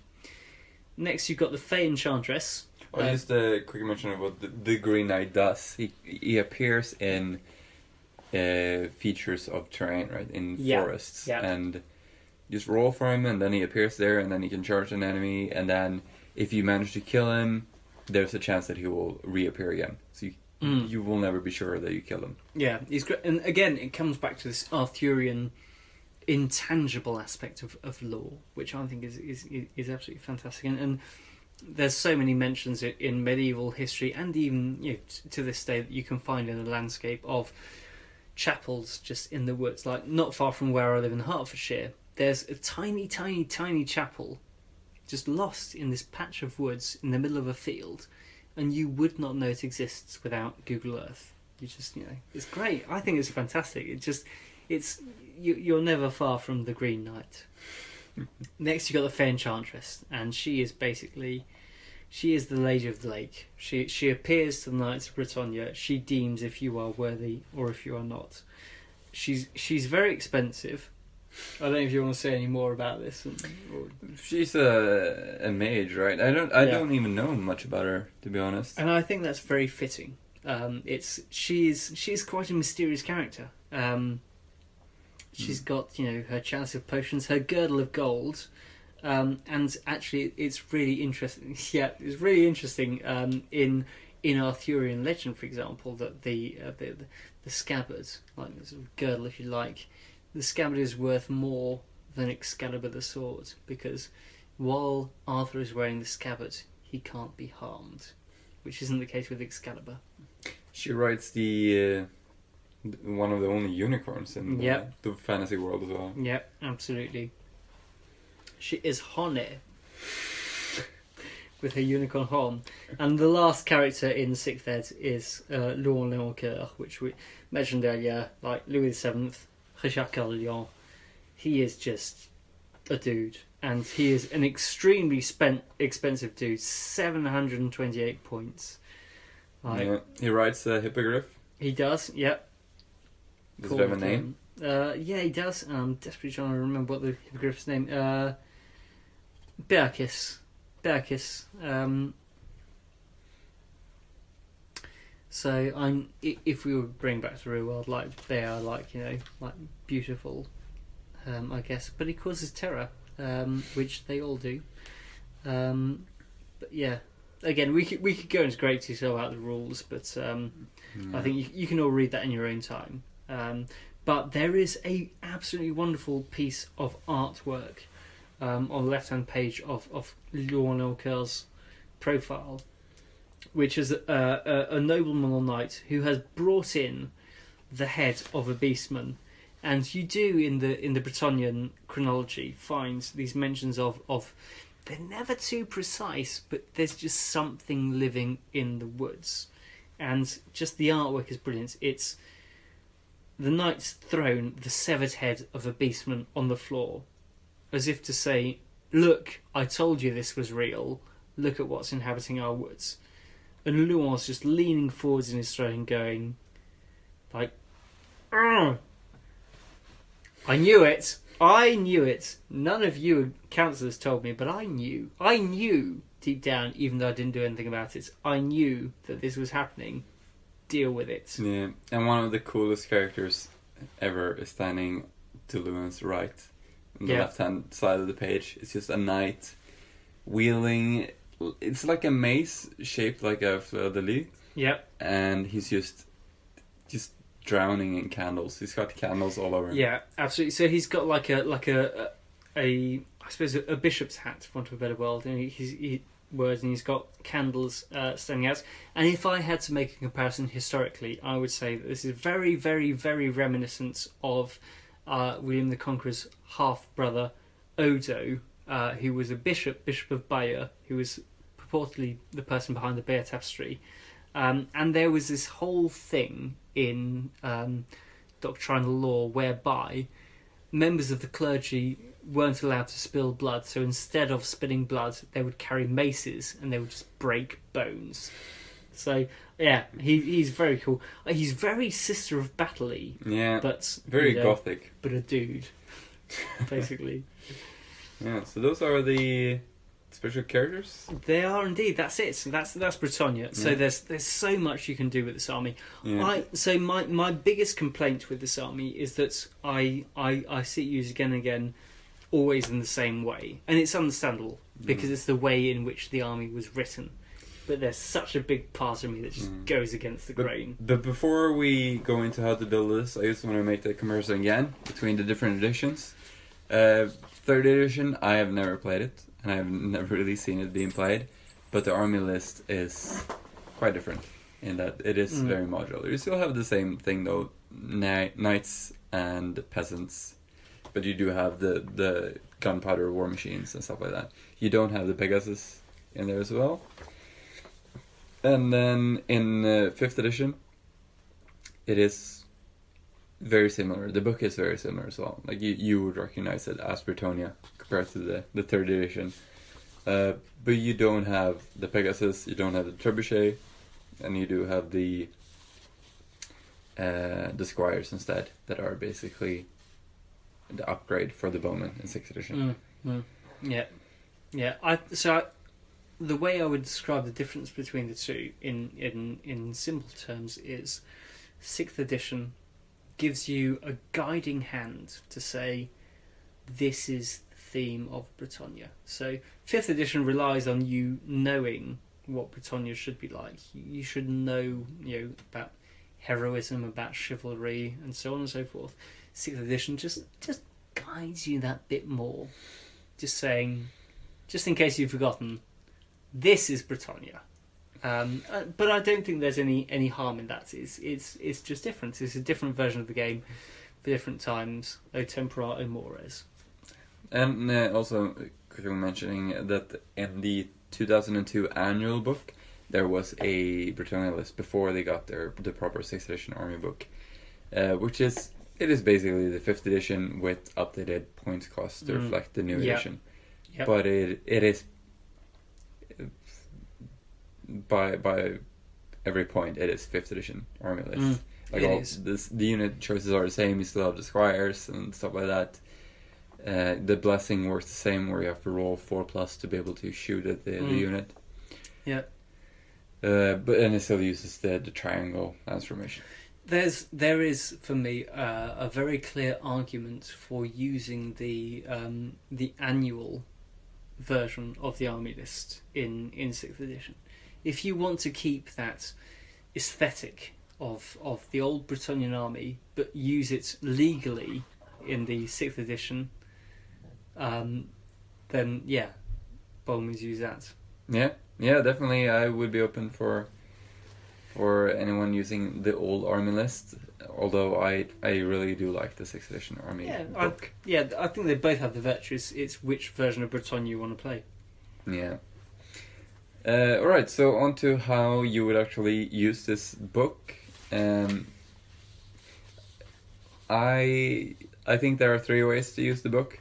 Either you do Peasant Heavy, or you do the regular build, which is a lot of knights, or you do what is dubbed the Royal Air Force. Those are kind of the 3 main I think so, yeah. ways to build army. I think so, absolutely, yeah. And you could complain that there are like 3 builds of the army, but they are very different. There are very different approaches to using the same army list, whereas the Empire would have slight detail changes. The same with dwarves. You don't have that fundamental shifts in army. Well, and you could in the sense that you could do a purely knightly orders version of the Empire, which would be a bit unkind because they've got better armor save. And I recently went to not recently, about a year ago now, I went to a tournament and had my Bretonnian opponent say to me, "You trying to out-Bret the Brets?" Because I just happened to have 2 knight units and a unit of pistoliers because that's all I had painted, pretty much. But no, I think there's there is that. Yeah, as you say, there are 3 ways of doing Bretonnia, and I think again, for me, and this is purely personal, it comes back to narrative. If you can justify it all with your narrative, that's fine. I think there are far more diverse armies out there. There are more diverse ways you can build armies. So no, for me it's quite legit. Yeah.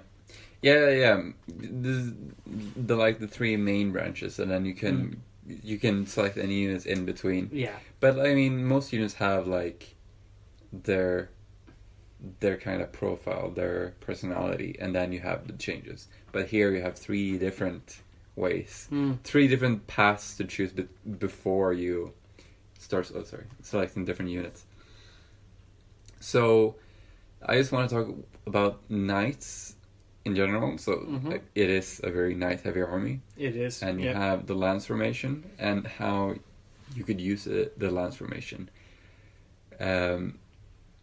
So I think there are basically two ways of using it. Either use a small unit of 6, and this is, by the way, the teachings of my partner in the tournament in Poland. He's deep into Bretonnia. So yeah, he favored either using a unit of 6. So you basically have 2 ranks, 1 rank bonus, and then you get to strike with 5 guys and a champion. 6 attacks is great, and you don't equip them with a banner because they're far too likely to lose a combat and lose a lot of points for what should be a budget unit. So they're like the budget unit of knights. So they are great on their own. They pack a heavy punch. They're very mobile with a frontage of 3. They can turn very easily and just run around the battlefield, and they're like halfway between a light cavalry unit and a heavy cavalry unit. They're very maneuverable. You don't care that much about them, but they still pack a hell of a punch. Comparing that, you would need just a unit of 5 of any other cavalry unit, and they would be less maneuverable, and you don't get that extra rank bonus. Other than that, you would have to run, like if you're going for combat resolution and a unit that has banners, and basically this is a unit that you have to win a combat with, or it's all lost. That's it. Yep. Then you would have to buff it so much more than this budget unit, and you would have to have at least 9 knights and some characters. And an approach of this is also to use the entire front rank of 3 with characters that are toughness 4 and have better armor save, and maybe have magic items and stuff. So you would have maybe a paladin, maybe a lord, or just 2 other paladins to just create a wall of characters that the enemy can't kill, so that you get all the bonuses. Like they're still there, and you get a rank bonus of 3, and you have a banner. Maybe you have the army battle center there with some buffs as well, and they're just like the unit to win all charges. So those are my thoughts on knights in general. I would use Knights of the Realm as the budget formation and the big formation with heroes. I think I would use Questing Knights as the budget formation and have as a flank unit, and the same with Grey Knights. Interesting. So you wouldn't go errands at all? No, I don't think I would ever use errands because of the weapons skill 3 and leadership 7 and the chance that they will use run off where you don't want them. I think paying 4 points more per model for Knights of the Realm would always be better. Yeah, worth it. Yeah, I think that's fair. I think it's absolutely fair. Yeah, the Grey Knights as well could be used in conjunction with the big unit charging, because a frontage of 3 allows you to bring 2 units to bear as well. Yeah, that's very true. And that's the thing with Bretonnia as well, compared to Kislev, say. Because Kislev is lightly armored, they don't have barding. So you basically have to charge as fast as you can. You just have to run forward and charge when you can. But with Bretonnia, with the Blessing of the Lady, you do have a lot of protection against ranged firepower. And especially war machines with your 5-up ward. You do have the time to kind of put your units in position first and then charge. So you can charge in turn 3 or 4 even, and just make a decisive charge when you want it to. And I remember I did play Bretonnia back in 7th edition. I bought a starter box, pretty much, a battalion box, and played that in some low point battles. And I remember my knights being fired upon by a bolt thrower, and they killed like 3 ranks, and then I was like, oh wait, I have the Blessing of the Lady, and then I rolled a 5 ward for the first guy, which saved all 3 of them, because the bolt just stopped because of magic. So magic. So their Blessing on the Lady is really good for making them just durable against war machines. That's the thing that neither Kislev or Empire has. Like if you get shot by a bolt or a cannon, they're dead. Can't do anything about it. So really take your time in placing your units and charge on turn 3 or 4. That's the main advantage of Bretonnia, I'd say. Yeah, absolutely.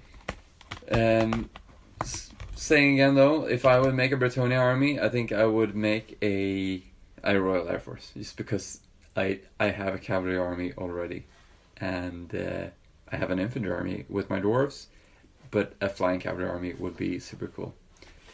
So I would basically have 3 units of knights in the budget formation, Knights of the Realm, just as a supporting role, and then 3 units of Pegasus Knights with 3 characters on Pegasus, just to max out on flying cavalry, just to, a heavenly charge.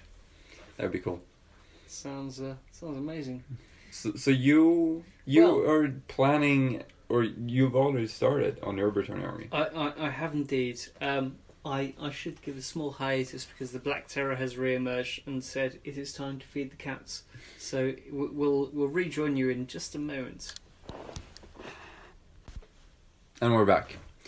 So you're telling us about your latest project, which relates to the third way, in my opinion, of building the Bretonnian army. It does indeed. So I'm very much building on the narrative sense. So I grew up in France, in Nantes, so like the former capital of Brittany, which is one of the numerous wine regions of France, and the wine harvest was a very big part of things. And in the Middle Ages, changing seasons and feasts were so important. I mean, if you think of feasts, there's like 2 senses of it. There's the like Christian ceremony sense, and there's the feasting, the eating, the drinking sense, and both were so important. So if you look at the Christian feasts, Easter and Christmas were big moments. They were crown wearing moments. So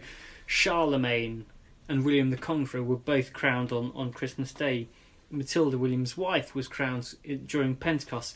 They're so important. And coming back to the Green Knights, in Gawain and the Green Knights, the way the story starts is, and I'll be brief, Arthur is sat there at his court. It's the feast, so they've been feasting for days and days. They've had Christmas. It's New Year's Day. It's the feast. Everyone's served, but he won't let anyone eat, and he won't eat himself until either he's heard a great story of knightly deeds, or he has seen knightly deeds. At this moment, the Green Knight appears, who's completely green. But there's this little passage in the Simon Armitage translation, which I just want to read. It's very brief, and it gives you an idea of how important wine and food were at the time.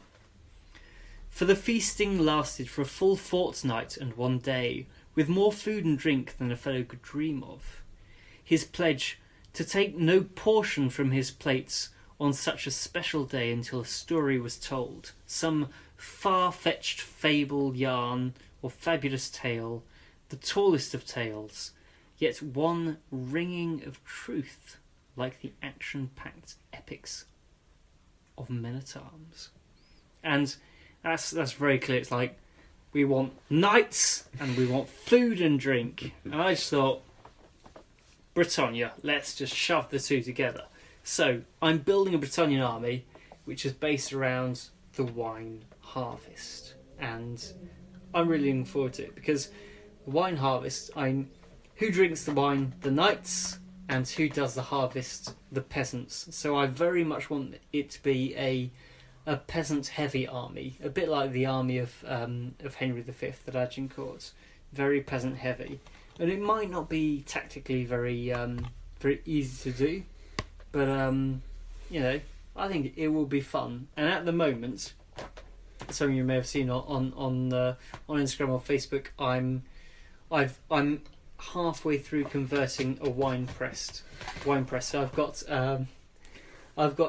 Jules le Jongleur, who was so you've got Tristan the Troubadour and Jules le Jongleur from like I think like 4th ed, something like that. That's 5th edition. 5th yeah. edition, is it? Yeah, that's another thing. Touching on 5th edition, they had so many special characters, like 10 or something. It's crazy. Yeah, it brought so much in, and like Tristan, clearly like Tristan Isolde, and he's got a troubadour, like a jester, who is, how can I describe this character?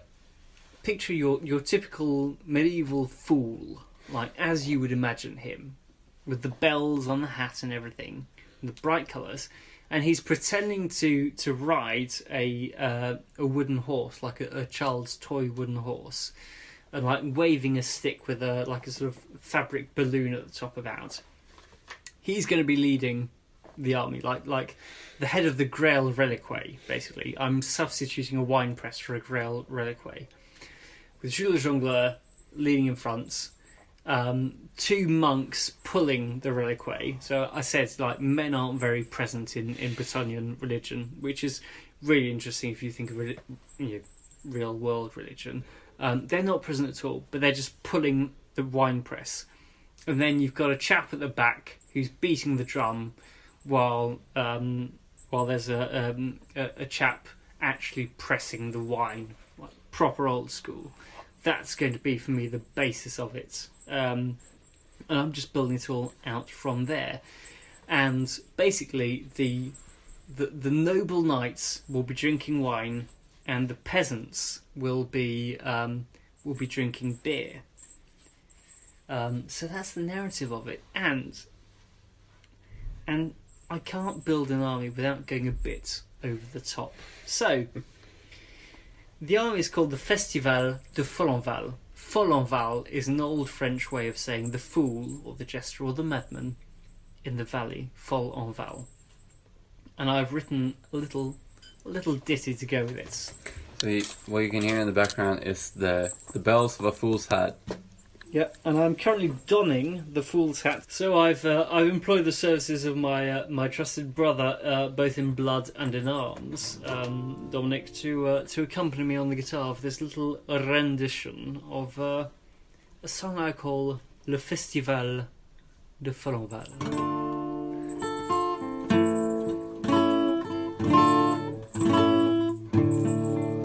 When autumn once more draws near, a lady's blessing doth appear, in dewdrops like bells on fine leaves, and the ripened fruit among the trees.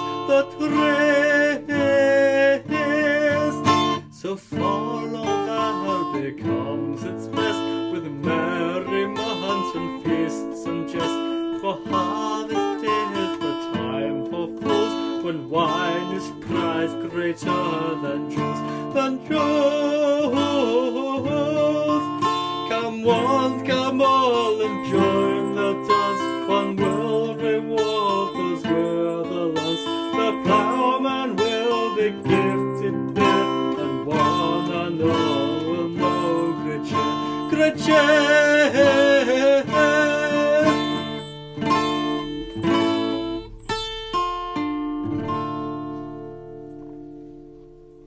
So that's. Thank you very much. Bravo. We're welcome. We're available for all festivals, particularly harvest festivals, and we'll take our payment in wine and gold. So that's the gist of it. That is Follenval. Follenval is the feast of fools. It's harvest. It's wine. And yeah, the army is going to be built around mainly peasants. Some knights, obviously the knights of the realm that you have to have. But I'm very tempted with a standard knight on standard bearer knight on foot, and it's mainly the opportunity for conversions that interests me in this army. So. Yeah, the conversion you've done so far, as you said on your Instagram, Fourth Lord Paints, is very cool. The wine press, I love it. And I've also seen your questing knights as well. Yeah, so the questing knights are basically chaps with big swords and a lot of alcohol on their backs. Yeah, That's the gist of it. So I think it's one of these armies which is perhaps not going to be necessarily uber competitive, but hopefully has the element of surprise because no one expects it, and also it just has this narrative value, and there's something about futility, about lost hope, about fighting against the odds, which really appeals to me with the Bretonnian force. It's just, it's so different. It's really different. I suppose the only other army that could compare would perhaps be, to a certain extent, the dwarves, who are like they're a declining culture.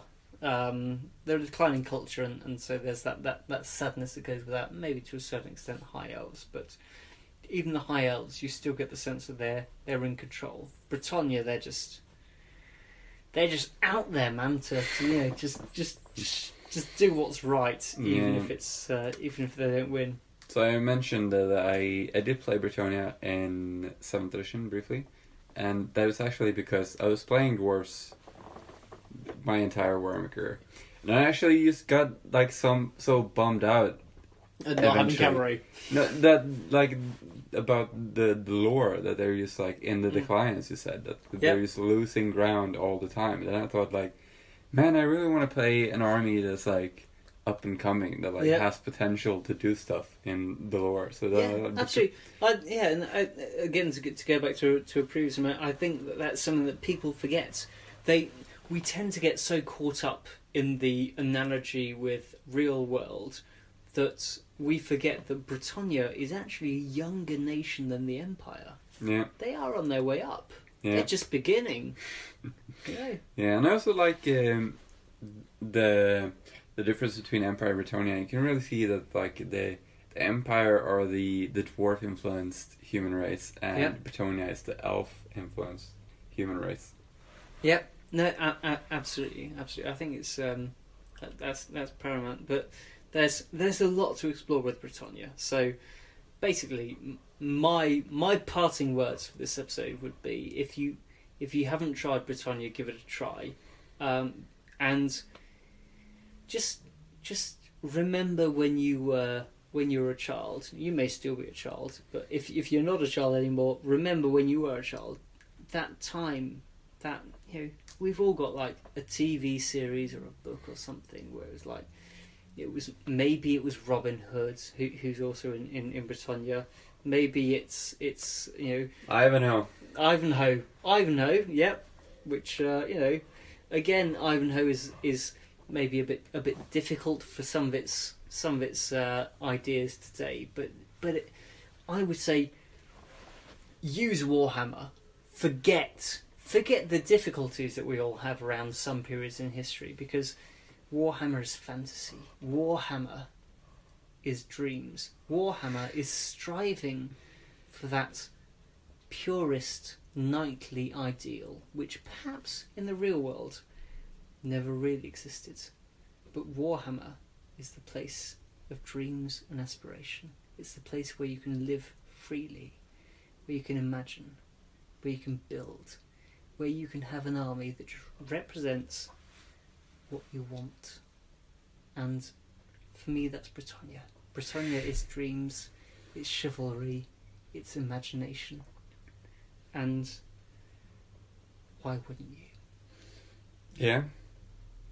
Those are excellent finishing words. I can't top them in any way. I just want to say that Instagram is also filled with wonderful Bretonnia profiles. It really is. Yeah, there's some really great Bretonnia profiles. I'm far too many to list. Yeah, but of the ones that I follow, the Bretonnia ones really light up my day when they post an update, because it is really the perfectionist hobbyist dream to build a Bretonnia army, because they all have different heraldry, and you can just each night is like a new project, kind of. Yeah, it really is. That's the beauty of it. It's I think Bretonnia of all the factions is the one which reflects the individual and gives the individual's aspirations wings. It really is. Yeah.